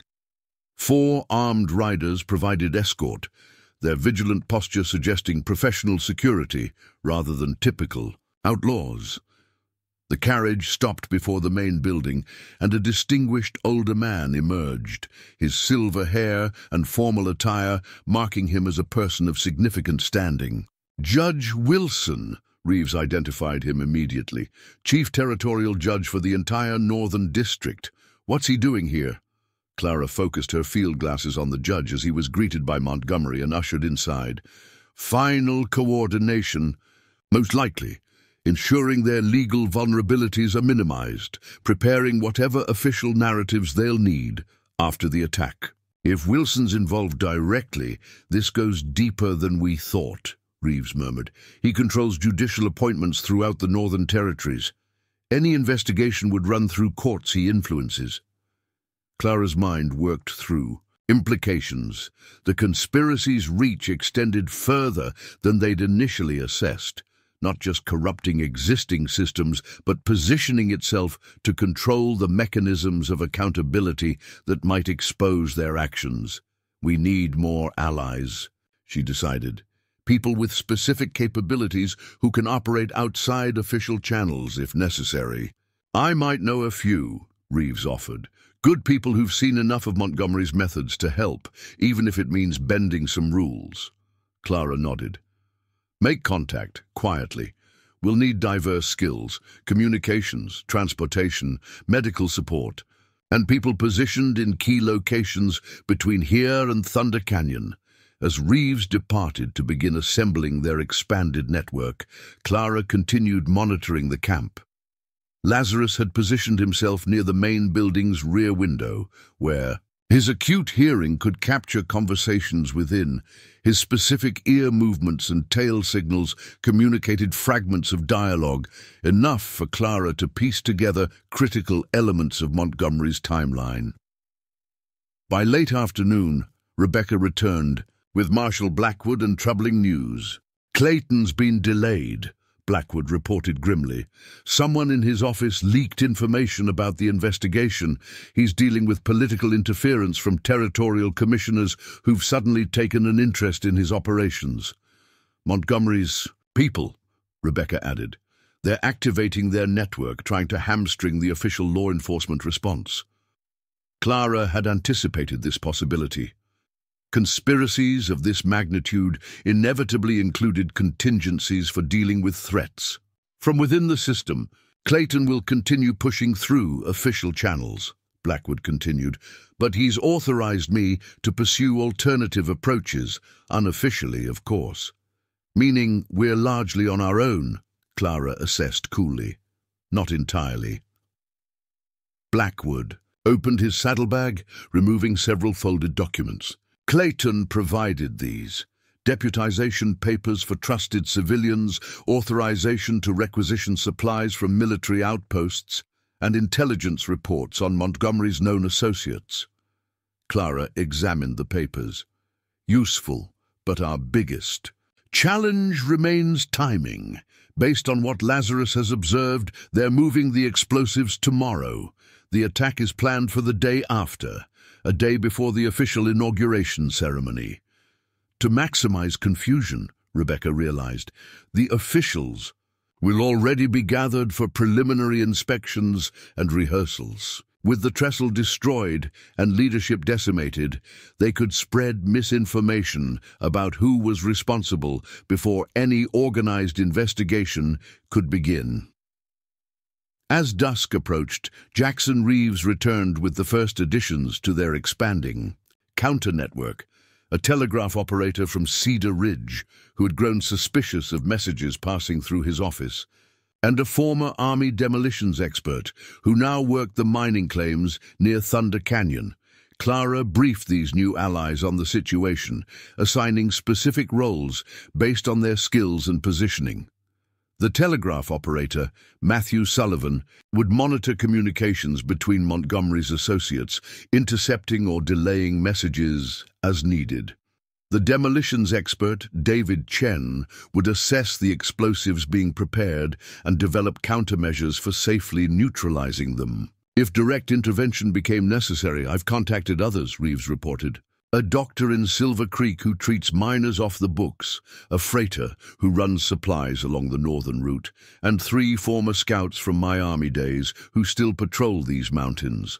All people who've seen Montgomery's influence spreading and have reason to help stop him. Clara nodded approval. Position them along likely transport routes between here and Thunder Canyon. We need eyes at every potential choke point, ready to report or intervene as circumstances dictate. As night settled over the mountains, their improvised command post took shape in a sheltered ravine half a mile from the mining camp. Maps were spread across flat rocks, communication protocols established, weapons and supplies inventoried.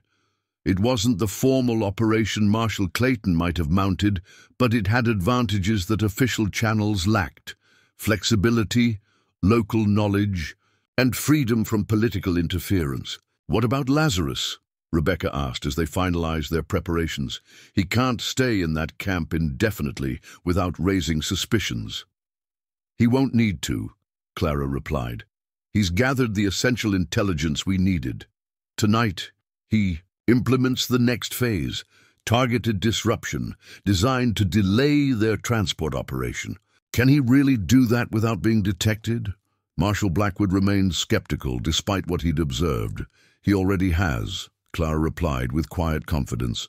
"While we've been planning, he's been systematically weakening key equipment, chewing through wagon braces, loosening harness fittings, creating small vulnerabilities that won't be apparent until they're under stress." David Chen looked impressed. "Smart. A wheel that collapses under the weight of explosives forces them to transfer the cargo, handle it more than planned, increases risk of accidents, delays their timeline." "Exactly," Clara confirmed, "and accidents with unstable explosives tend to make men extremely cautious, further slowing their progress." As their expanded team dispersed to take up positions, Clara issued final instructions: communication protocols, rally points, contingency plans if Montgomery's men deviated from their expected route. Each person departed with clear objectives, and the understanding that they were now part of something larger than individual action, a coordinated response to a threat that endangered the entire territory. Clara, Rebecca, and Marshal Blackwood maintained their observation of the mining camp, noting with satisfaction when Lazarus implemented another element of his disruption strategy, spooking the horses in the corral during a critical supply loading operation. The resulting confusion caused a crate to be dropped, tools scattered, and tensions to rise among Montgomery's mercenaries. "He's not just causing delays," Rebecca observed with growing appreciation. "He's increasing stress among the men, making them rush certain tasks while becoming overly cautious with others, creating the conditions for mistakes." "Psychological disruption," Blackwood nodded, "making them second-guess themselves, doubting their preparation. I've seen hardened criminals break under that kind of pressure." Around midnight, Jackson Reeves returned with another ally, his niece's sister, Margaret Reeves. While Rebecca had pursued horses and eventually undercover work, Margaret had become a nurse with experience treating injuries in mining communities. "I've positioned her in Silver Creek," Reeves explained. "She has access to medical supplies we might need, and her home can serve as a fallback position if things go sideways." Clara welcomed this addition to their network. Having medical support could prove crucial if confrontation became inevitable, and another secure location broadened their strategic options. Margaret also brought this. Reeves handed Clara a folded paper. "Telegram that came through Cedar Ridge this afternoon. Sullivan intercepted it before it reached Montgomery's man." Clara unfolded the message, reading quickly by lantern light. "Shipment confirmed. Stop additional security arranged. Stop Wilson ensuring no interference from Denver. Stop proceed as planned. Stop no signature," she noted. "Doesn't need one," Blackwood replied grimly. "This confirms our suspicions about Judge Wilson's role and indicates Montgomery has partners we haven't identified yet. Additional security suggests they're anticipating potential opposition. They don't know exactly what we're planning," Clara assessed, "but they sense something's not right. The disruptions Lazarus has created, combined with whatever inquiries Clayton has been making in Denver, have made them cautious." "Cautious enough to abort?" Rebecca asked hopefully. Clara shook her head. "Just the opposite. They've committed too many resources, aligned too many moving pieces. They'll proceed with heightened security and an accelerated timeline, which means we need to adjust accordingly." As dawn approached, Clara signaled Lazarus to implement the final phase of his infiltration mission, a controlled extraction that would allow him to rejoin them while creating strategic confusion in the camp. The Palomino responded with a perfectly calibrated performance, spooking at a phantom threat, breaking through a weakened section of the corral, and leading several other horses in a convincing escape that drew multiple mercenaries into pursuit. In the ensuing chaos, Clara intercepted Lazarus along a predetermined route, allowing the other horses to continue their flight. By the time Montgomery's men realized they'd been manipulated, Lazarus was safely back with Clara, the valuable intelligence he'd gathered now complemented by the tactical advantage of having depleted the camp's horse resources. "Magnificent!" Reeves breathed as Lazarus rejoined them at their hidden position. "Absolutely magnificent!" Clara checked the stallion for injuries, finding only minor scratches from his calculated escape. More importantly, she conducted a thorough debrief, using their established communication system to extract final details about the explosives, personnel, and planned route. "They're moving at first light," she reported to the team, taking the western trail through Blackstone Pass, then following Cedar Creek to the Thunder Canyon approach. 2 wagons, heavily guarded, one with explosives, one with additional weapons and supplies. "Blackstone Pass is perfect for an ambush," Reeves noted. "Narrow trail, steep drop-offs on both sides." Clara shook her head. "We can't risk direct confrontation with unstable explosives. One stray bullet could trigger a catastrophic detonation." "So what's the alternative?" Blackwood asked. "We can't just let them reach Thunder Canyon." "We don't," Clara replied confidently. "We implement a strategy of graduated intervention. Subtle disruptions that compound over time, forcing them to delay, reconsider, and eventually abandon their timeline without realizing they're being systematically manipulated." As she outlined her approach, Clara assigned specific tasks to each member of their network. Sullivan would send false telegrams suggesting increased security at Thunder Canyon. Chen would create controlled obstacles along the transport route. Nothing directly threatening, but complications requiring careful navigation with explosive cargo. The former Army scouts would generate false signs of military patrols in key areas, increasing Montgomery's paranoia without direct confrontation. "Death by 1,000 cuts," Blackwood summarized with grudging admiration, eroding their confidence and timeline without ever presenting a clear target for retaliation. "Exactly," Clara confirmed. "By the time they realize what's happening, Clayton will have navigated the political interference in Denver and can bring official resources to bear." As team members departed to their assigned positions, Rebecca approached Clara privately. "You've designed this entire operation using the same principles you applied to training Lazarus, haven't you? Reading patterns, anticipating responses, creating calculated disruptions that appear natural but serve specific purposes."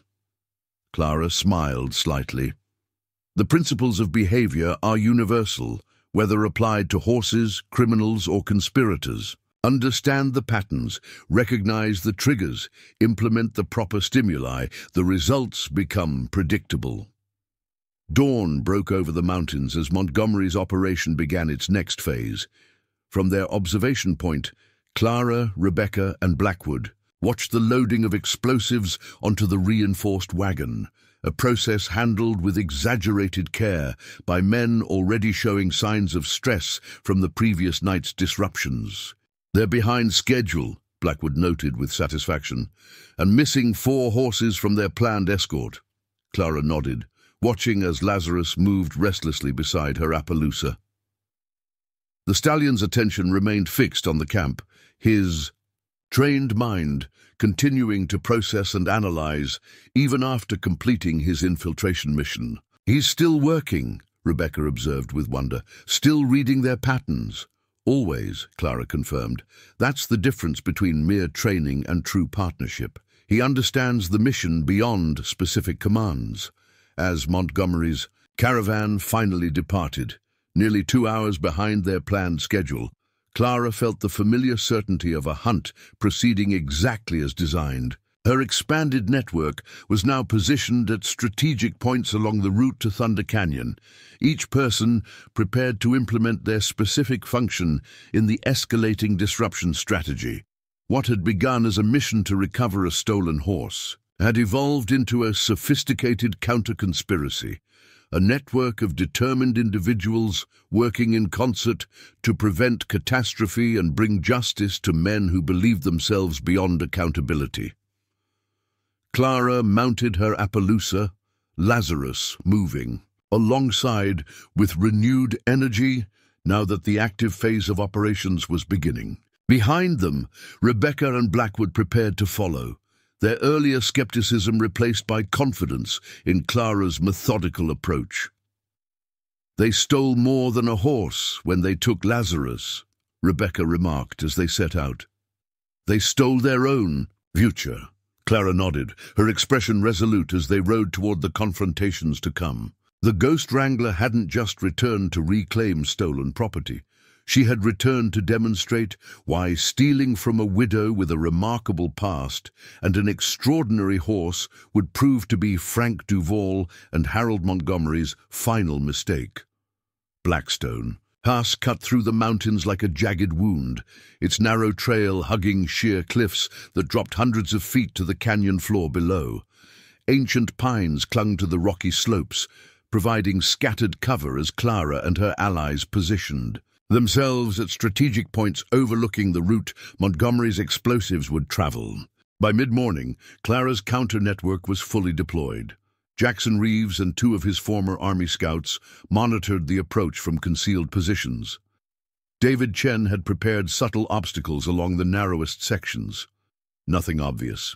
Enough to suggest deliberate sabotage, but sufficient to slow heavy wagons carrying unstable cargo. Marshal Blackwood and Rebecca maintained mobile surveillance, ready to respond wherever their presence might be most effective.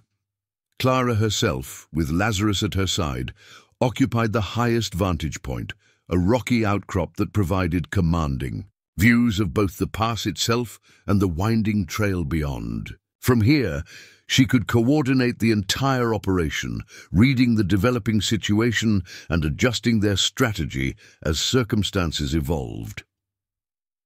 Through her field glasses, she spotted the first elements of Montgomery's caravan approaching. 2 riders, moving ahead of the main group, scanning the trail for potential threats. Their professional demeanor and alert posture confirmed they were mercenaries rather than common outlaws, likely with military backgrounds. "Right on schedule," Reeves murmured through the improvised signal system they'd established, a series of mirrors positioned to relay messages across distances without revealing their positions. Clara watched as the advance scouts methodically secured the route, checking potential ambush points with practiced efficiency. These men knew their business, which made the subtle psychological warfare she'd planned all the more crucial. Direct confrontation would be suicidal against such professionals, especially with explosive cargo in play. 20 minutes later, the main caravan appeared. 2 heavily reinforced wagons flanked by mounted guards, with Frank Duval and Montgomery himself riding near the front. Clara counted 16 men total, all armed and vigilant. At the rear rode the military advisor she'd observed at the mining camp, his posture ramrod straight even after hours in the saddle.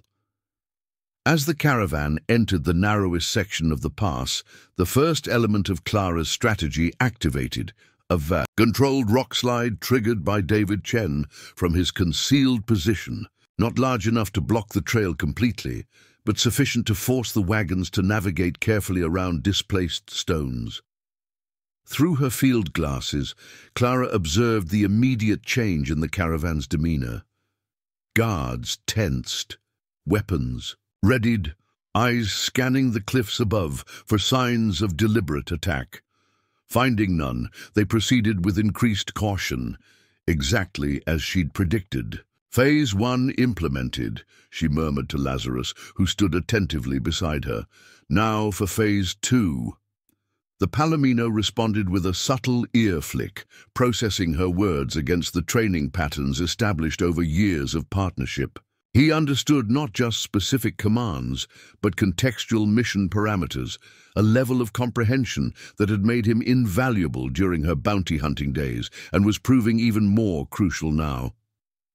As the caravan negotiated the rock slide, David Chen triggered his second prepared obstacle, a section of trail subtly undermined during the night, causing it to shift and partially collapse under the weight of the lead wagon. Again, not catastrophic, but sufficient to require careful extraction and further delay their progress.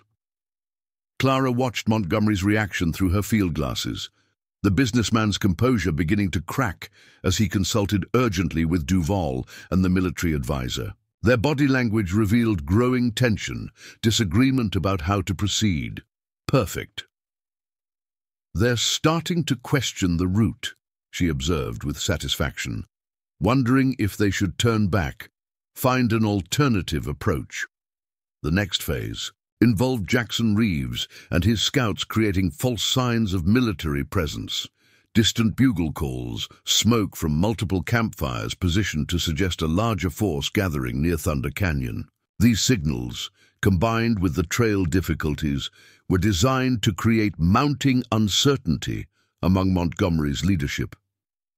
By early afternoon, the caravan had fallen nearly 3 hours behind schedule, a critical delay that would force them to traverse the most dangerous sections of the route after nightfall, further complicating their operation. More importantly, the combined stresses were creating visible fractures in their organizational cohesion. Guards argued with each other. Montgomery berated Duval. The military advisor withdrew into stony silence. Time for direct intervention, Clara decided, observing these divisions with experienced eyes. She signaled Blackwood and Rebecca, who had positioned themselves ahead of the caravan at a natural choke point where the trail descended steeply toward Cedar Creek. When Montgomery's wagons reached this position, they found an unexpected obstacle: Marshal Blackwood in full uniform, seemingly conducting a routine patrol with a small contingent that included Rebecca in the guise of a deputy. "Afternoon, gentlemen," Blackwood called with deliberate nonchalance. "Trails washed out about a half-mile ahead. Heavy rains last night. We're redirecting traffic until repairs can be made." Montgomery and Duval exchanged alarmed glances. The military advisor rode forward, his manner controlled but tension evident in his posture. "We have urgent business that can't be delayed," he stated flatly. "Official territorial business." Blackwood maintained his casual demeanor. "Don't doubt it, sir, but Mother Nature doesn't care much about official business. Unless your wagons can sprout wings, you'll need to take the eastern route around Devil's Backbone. Adds about 8 hours to the journey, I'm afraid." The confrontation remained superficially civil, but Clara, observing from her elevated position, noted the subtle shifts in posture, the hands moving closer to weapons, the tightening of jaw lines that signaled escalating tension. The mercenaries were professionals. They recognized the tactical vulnerability of their position in the narrow pass and were calculating response options. As planned, Rebecca stepped forward with a telegram form. "Just received this from the territorial office in Denver, Marshal. Thought you should see it immediately."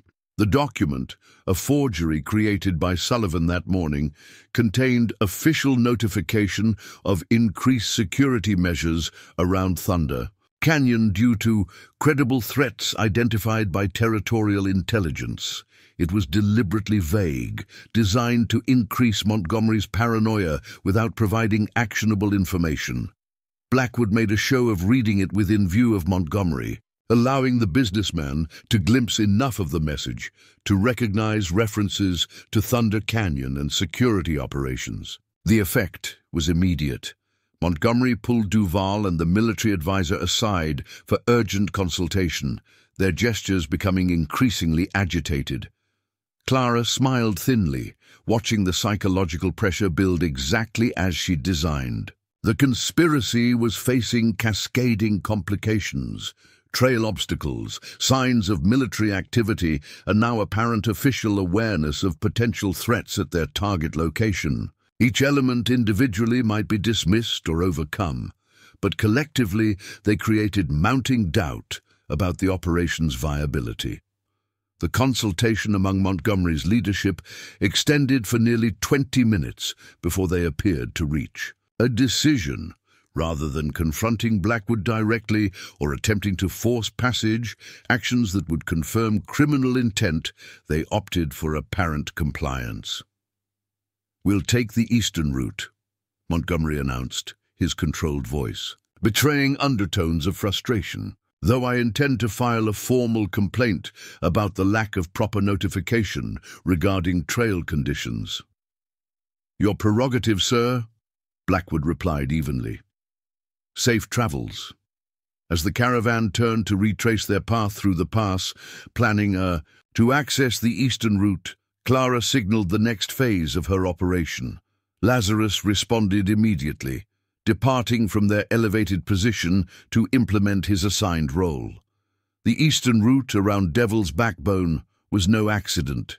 Clara had selected it specifically for its strategic advantages. Longer and more arduous, it would force Montgomery to either abandon his timeline completely or attempt to transport unstable explosives through difficult terrain after nightfall.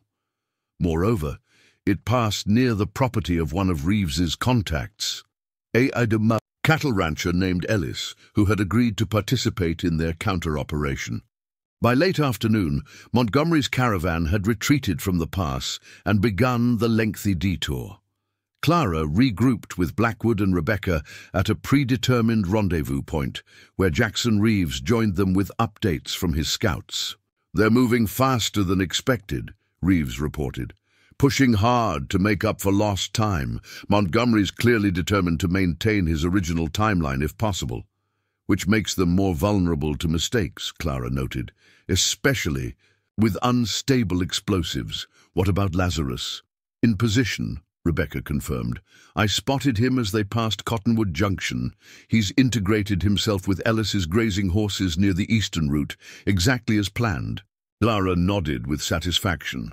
The next phase would be the most delicate, direct infiltration of Montgomery's caravan by Lazarus, not merely to gather intelligence as before, but to implement active measures designed to force a critical decision point.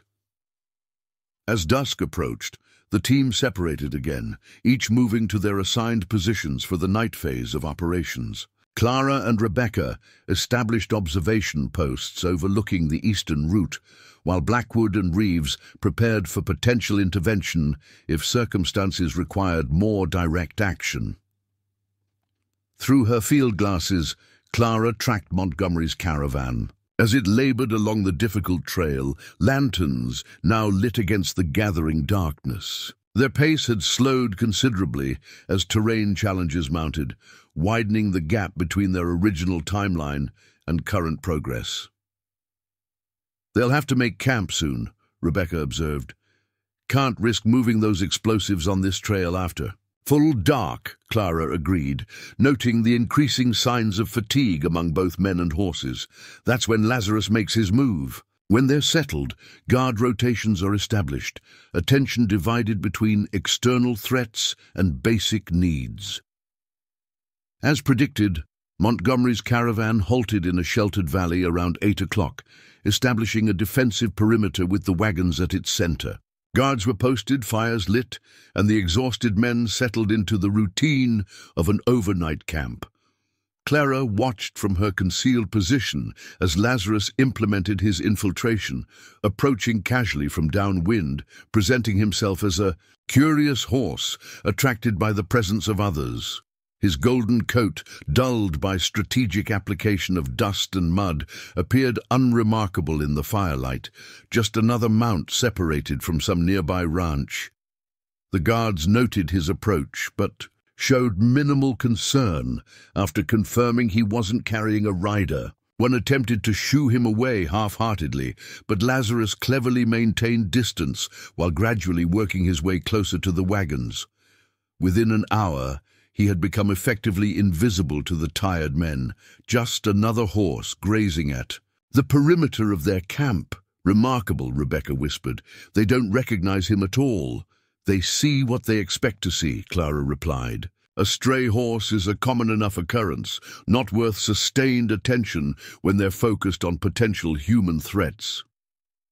As the camp settled into the night routine, Lazarus began his real work, methodically approaching the wagons during guard changes, subtly testing restraints and investigating cargo.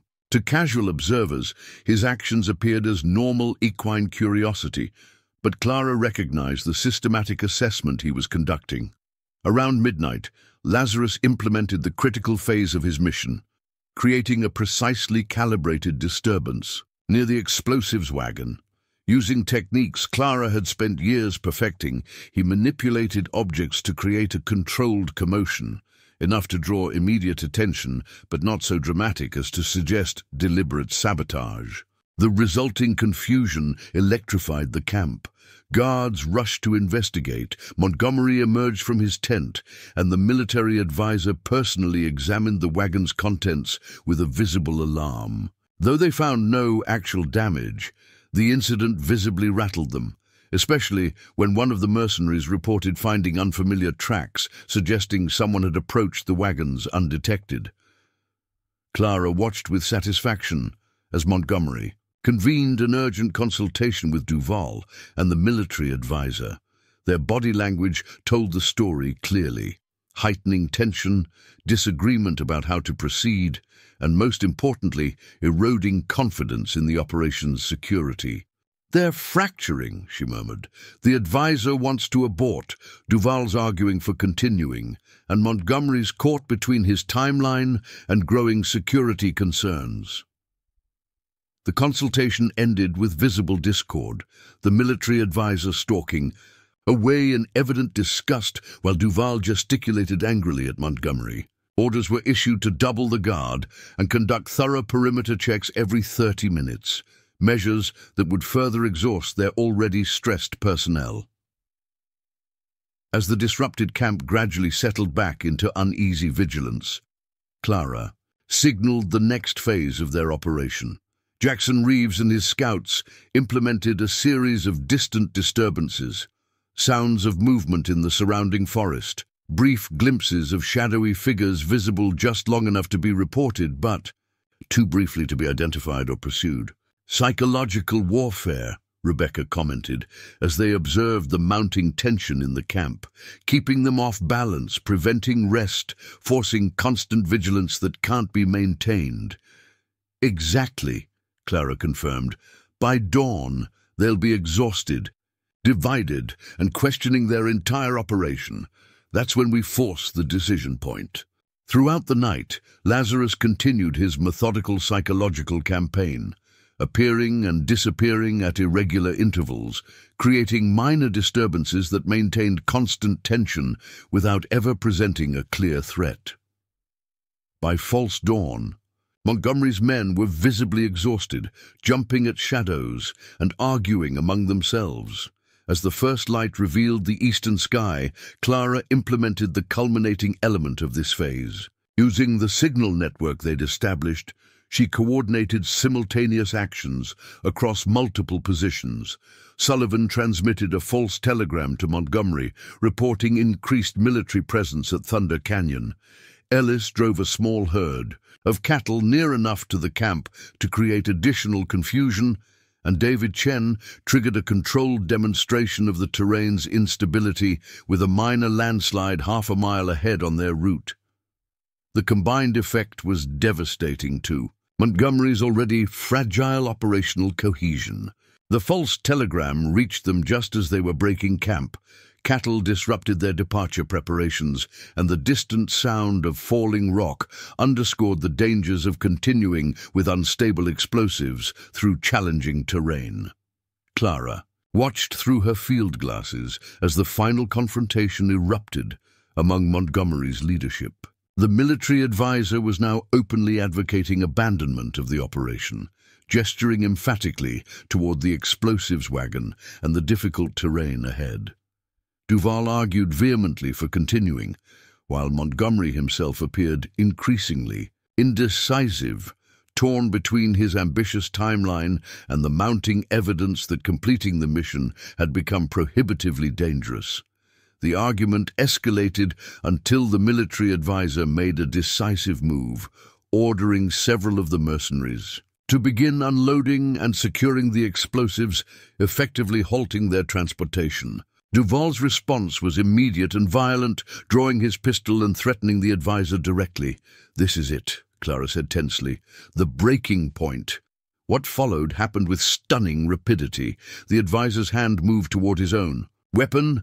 Mercenaries chose sides between the conflicting leaders, and Montgomery attempted to reassert control over the disintegrating command structure. In the confusion, one of the exhausted guards discharged his weapon accidentally, the bullet striking perilously close to the explosives wagon. The effect was electric. The military advisor physically tackled the nearest guards, driving them away from the wagon while shouting orders to establish a safety perimeter. Duval's authority collapsed completely as professional self-preservation overtook the mercenaries' loyalty to the operation. Clara turned to Rebecca. "Signal Blackwood. Now's the moment to intervene officially."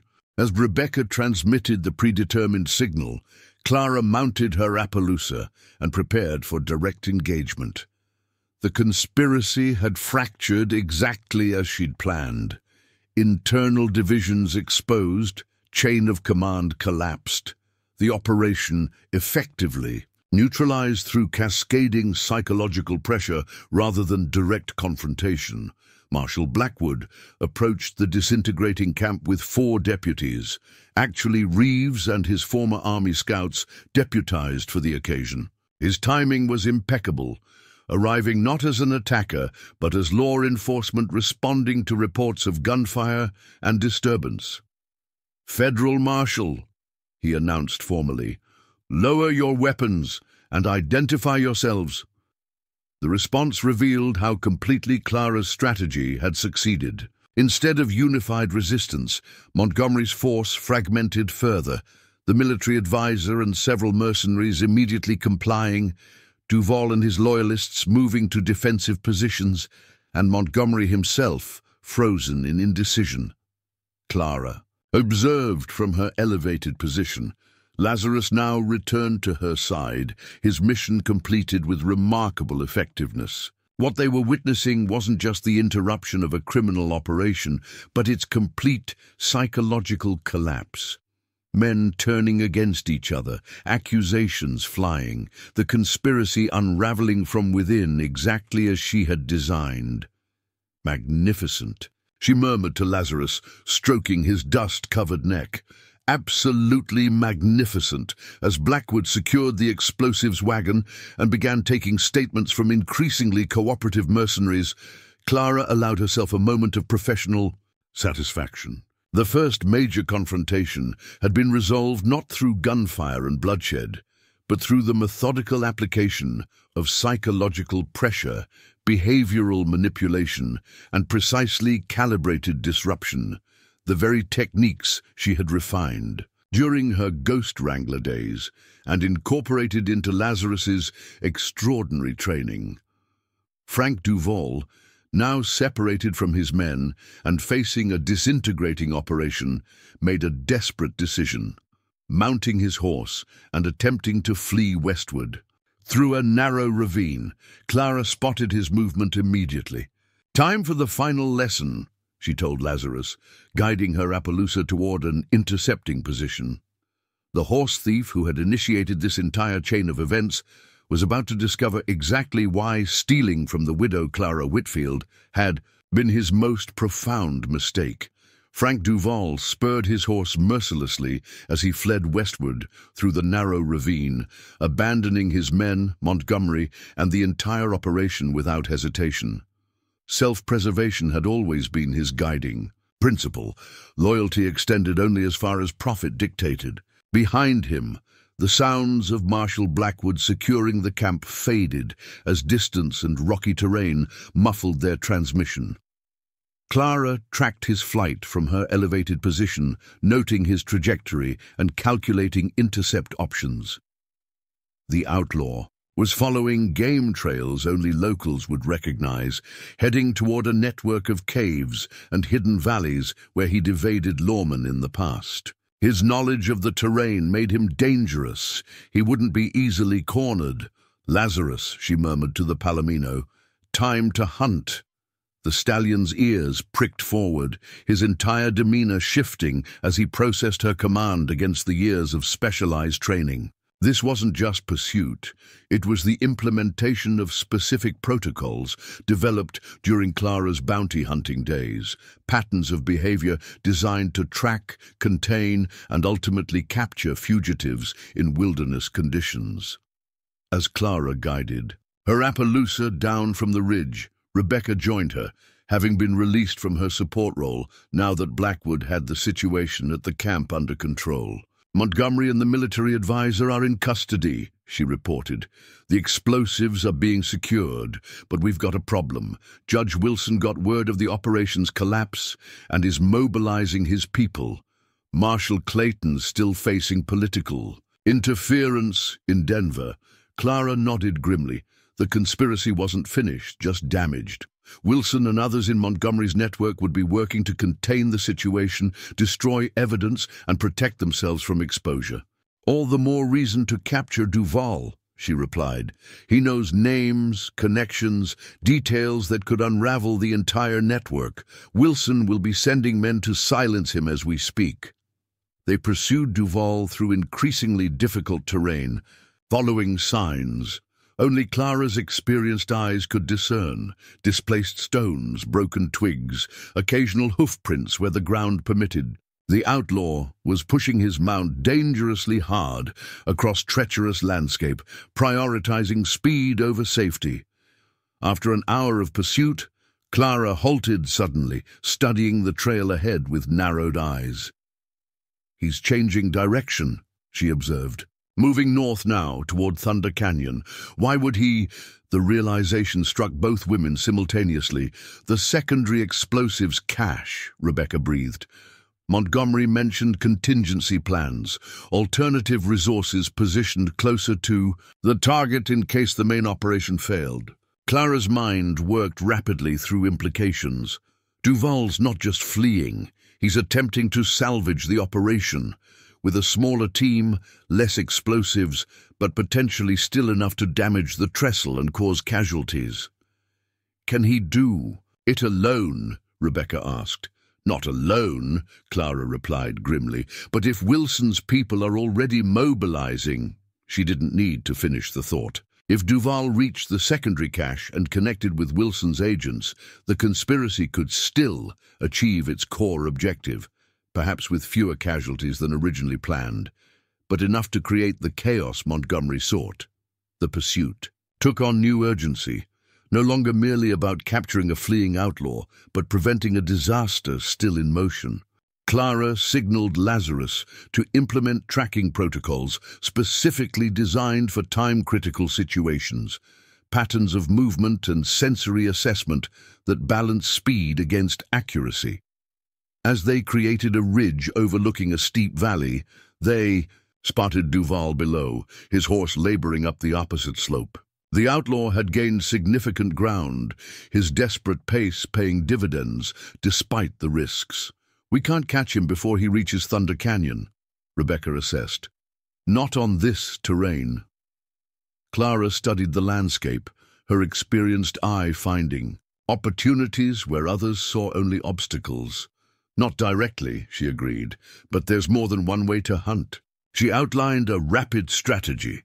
Rebecca would continue following Duval's trail, maintaining pressure and preventing him from doubling back, while Clara and Lazarus would take a more circuitous route to intercept him near the likely location of the secondary cache.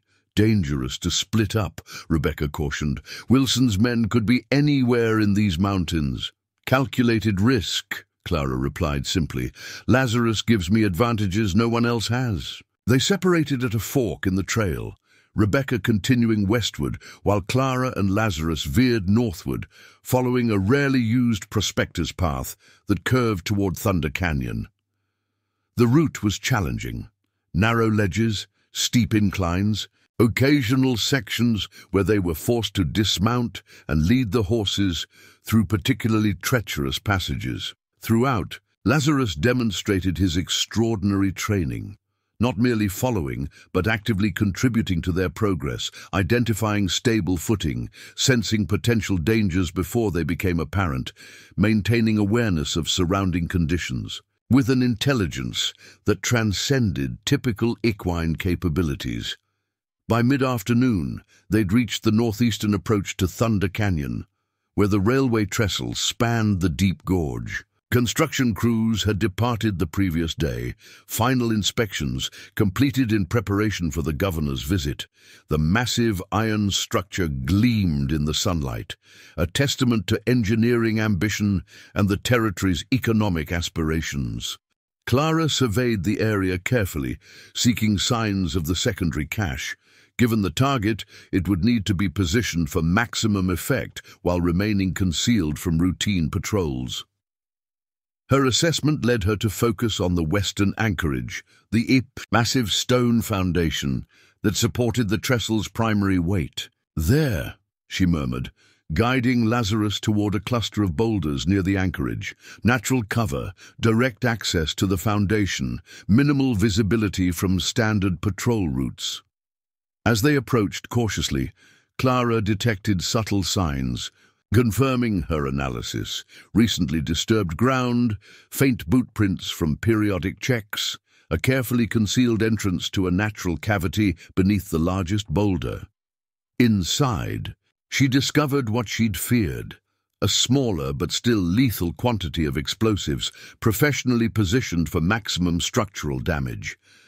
The charges were set but not armed, awaiting final preparation. Technical components were arranged with military precision, confirming the involvement of someone with formal training, likely the advisor who had now abandoned the operation. Clara assessed the setup carefully. Disarming explosives wasn't her expertise, but basic principles were familiar from her bounty hunting days, tracking saboteurs and train robbers. This configuration wasn't designed for remote detonation.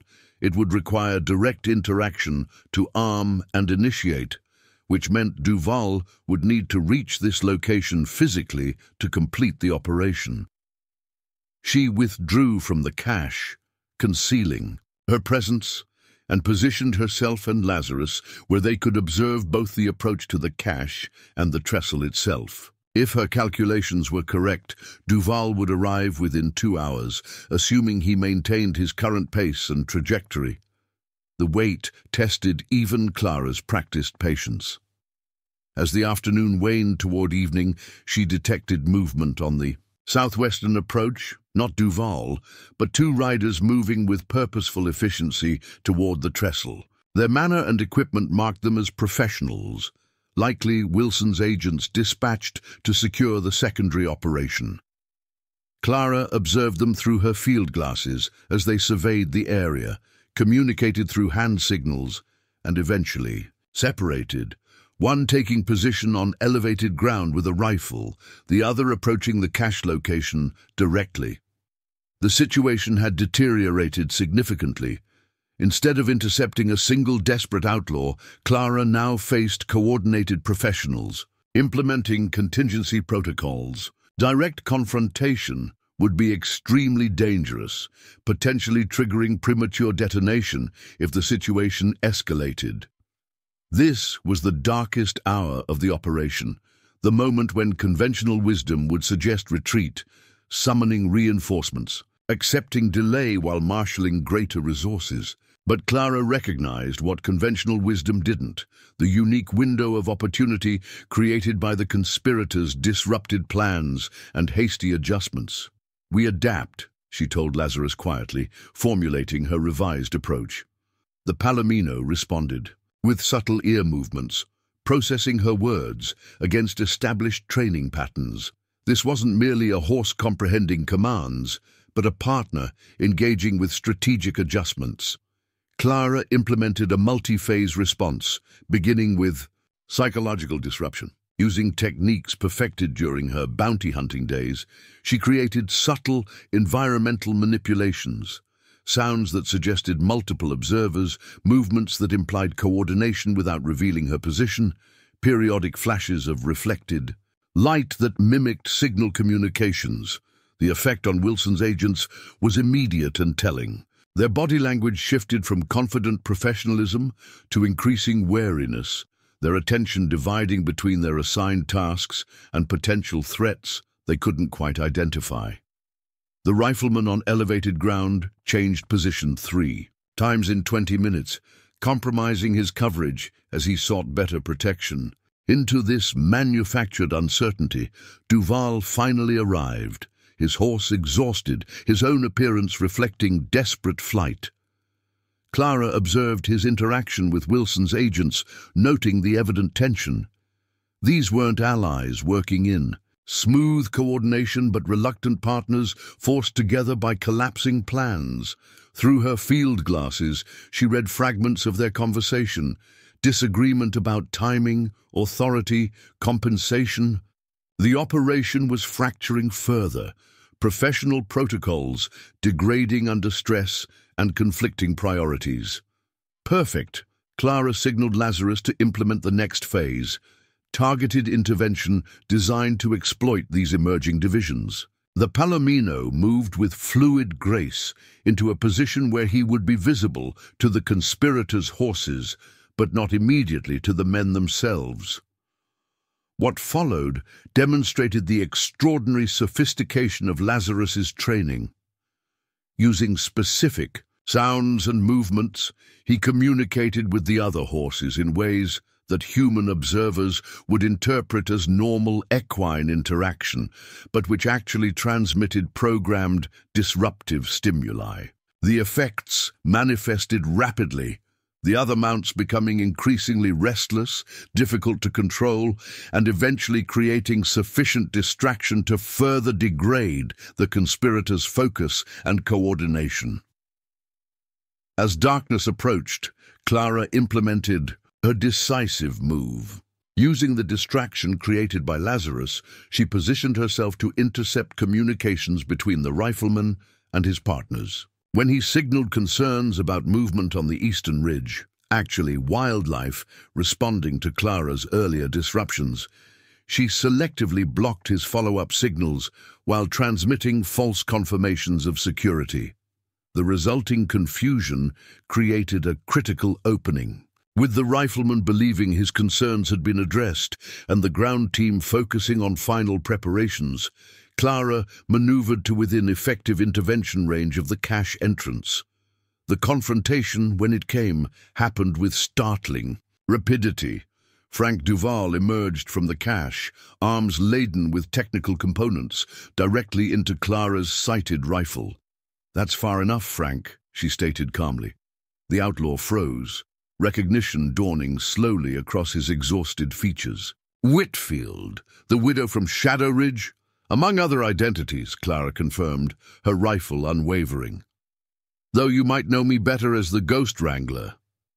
Duval's expression shifted from confusion to dawning horror. "That's just a campfire story.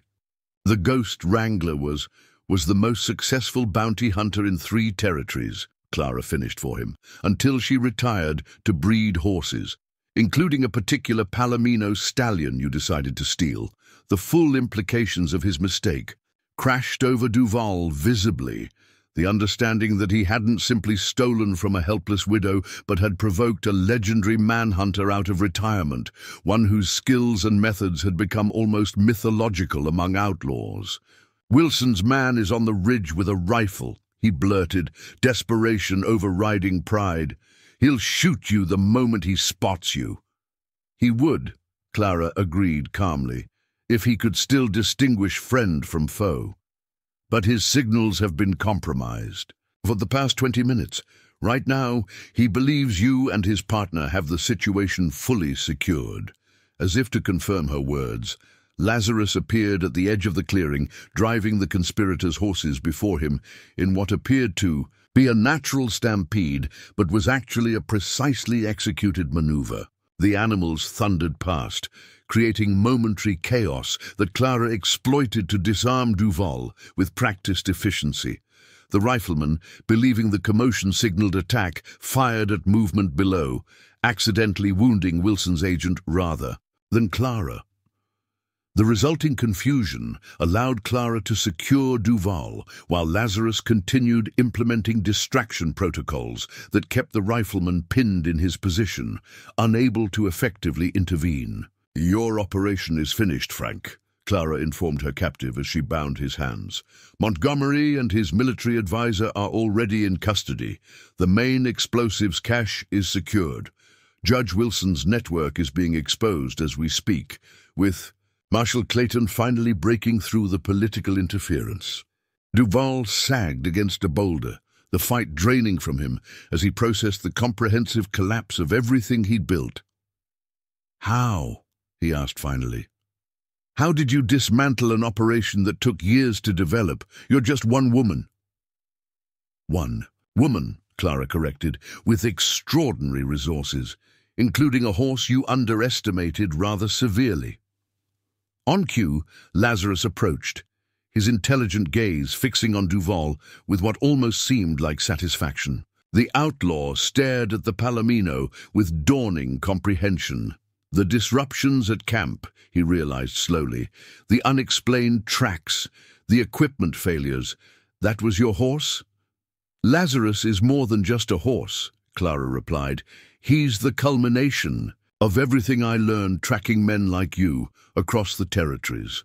A partner trained to observe, infiltrate, disrupt, and ultimately help bring justice to those who believe themselves beyond its reach."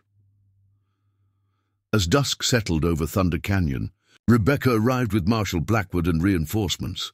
The rifleman surrendered when he realized he was surrounded, and the wounded agent was secured for medical treatment and eventual testimony against his employers.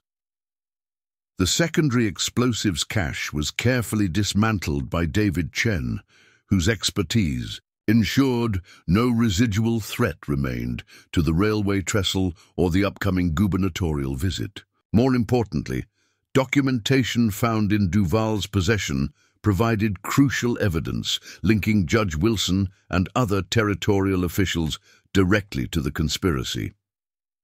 Clayton's finally broken through the political blockade in Denver, Blackwood reported as they prepared to transport their prisoners. "Federal marshals are moving against Wilson and 3 territorial commissioners right now. Montgomery's already offering testimony in exchange for leniency."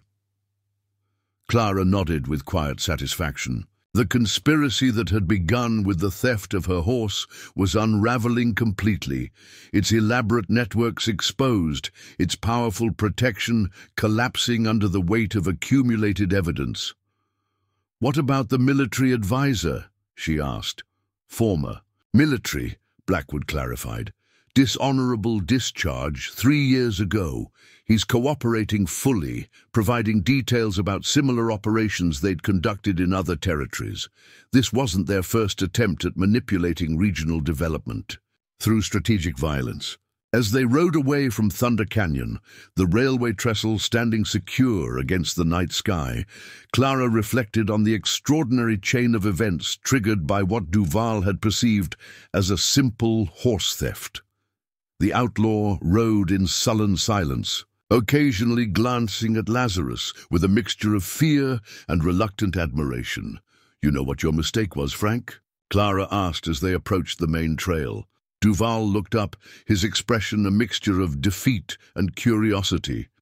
"You saw a widow with a valuable horse," she continued, "and thought you saw vulnerability. What you actually found was someone who had chosen peace but never forgotten how to bring justice when necessary." 3 days later, Clara stood on her porch at Shadow Ridge Valley, watching Lazarus graze contentedly in the afternoon sunlight. The Palomino had been examined by a veterinarian and pronounced remarkably healthy despite his adventures. a testament to his exceptional training and conditioning. Sheriff Abernathy approached on horseback, his expression reflecting both respect and lingering amazement at what Clara had accomplished. "Just got word from Denver," he announced, dismounting stiffly. "Judge Wilson and 2 commissioners have been formally charged. Montgomery's properties are being seized pending investigation. The governor's declaring a full review of territorial appointments and development contracts." Clara nodded, unsurprised by these developments. Systems of corruption, once exposed to light, tended to collapse rapidly as participants rushed to protect themselves through cooperation. "And Duval?" she inquired. 20 years minimum, Abernathy confirmed, his testimony bringing down operations in 2 other territories as well. "Turns out your horse theft was just the visible part of a much larger criminal enterprise." Rebecca and Jackson Reeves arrived as the sheriff was leaving, their reconciliation evident in their easy companionship. Rebecca had been officially recognized for her undercover work, while Jackson's contributions had earned him consideration for a position with the Territorial Marshal's Office despite his age. "We wanted to thank you properly," Rebecca said warmly. "Without your intervention—" "Without my horse being stolen," Clara corrected with a faint smile. "None of this would have happened. Sometimes justice finds its path through unexpected channels." Jackson studied Lazarus with open admiration. "Have you ever considered training others? Horses like that could revolutionize law enforcement across the territories." Clara shook her head slightly. "Lazarus is unique, the product of very specific circumstances and years of specialized attention, but the principles could certainly be adapted for broader application." As evening approached, her visitors departed, leaving Clara alone with Lazarus and her thoughts. Marshal Blackwood had offered her a formal position as a special consultant to the Territorial Marshal's Office, recognition of her extraordinary skills and methods. She hadn't accepted immediately, needing time to consider whether returning to active involvement in law enforcement aligned with the life she'd built after retiring her Ghost Wrangler identity. Lazarus approached the porch, nickering softly in greeting. Clara stroked his golden neck, feeling the powerful muscles beneath the gleaming coat. So much more than mere property, a partner, an extension of her methodologies, a living implementation of everything she'd learned about behavior, pattern recognition, and strategic intervention. "They thought they were stealing a horse," she told him quietly. "Instead, they invited justice into the heart of their operation." The Palomino's intelligent eyes seemed to reflect understanding beyond his species, a connection formed through years of specialized training and mutual trust. Together, they had dismantled a conspiracy that threatened the entire territory, not through conventional confrontation, but through the methodical application of psychological pressure, behavioral manipulation, and precisely calibrated disruption. As stars appeared above Shadow Ridge Valley, Clara allowed herself to fully acknowledge what the events of the past week had confirmed. The Ghost Wrangler hadn't simply re-emerged temporarily, she had evolved into something more sophisticated, more effective. The skills she'd developed during her bounty hunting days, refined through years of horse training and behavioral study, had created methodologies that transcended conventional law enforcement approaches. Whether she accepted Blackwood's offer or found another path forward, one thing was certain. The widow Clara Whitfield was no longer defined by loss or retirement, but by the unique capabilities she brought to the pursuit of justice. And Lazarus, the horse stolen by men who saw only monetary value, would continue to be her most extraordinary partner in whatever challenges lay ahead. The outlaw who had left a knife in her bedpost as a warning had unwittingly awakened something far more dangerous than mere vengeance. He had catalyzed the return of a legend, one that would be discussed in hushed tones around campfires for years to come. Not just the Ghost Wrangler of old, but a new iteration whose methods were as sophisticated as they were effective. As Clara and Lazarus gazed toward the distant mountains, their silhouettes merging in the gathering darkness. The message to those who might consider similar transgressions in the future couldn't have been clearer. Some horses carry more than their riders.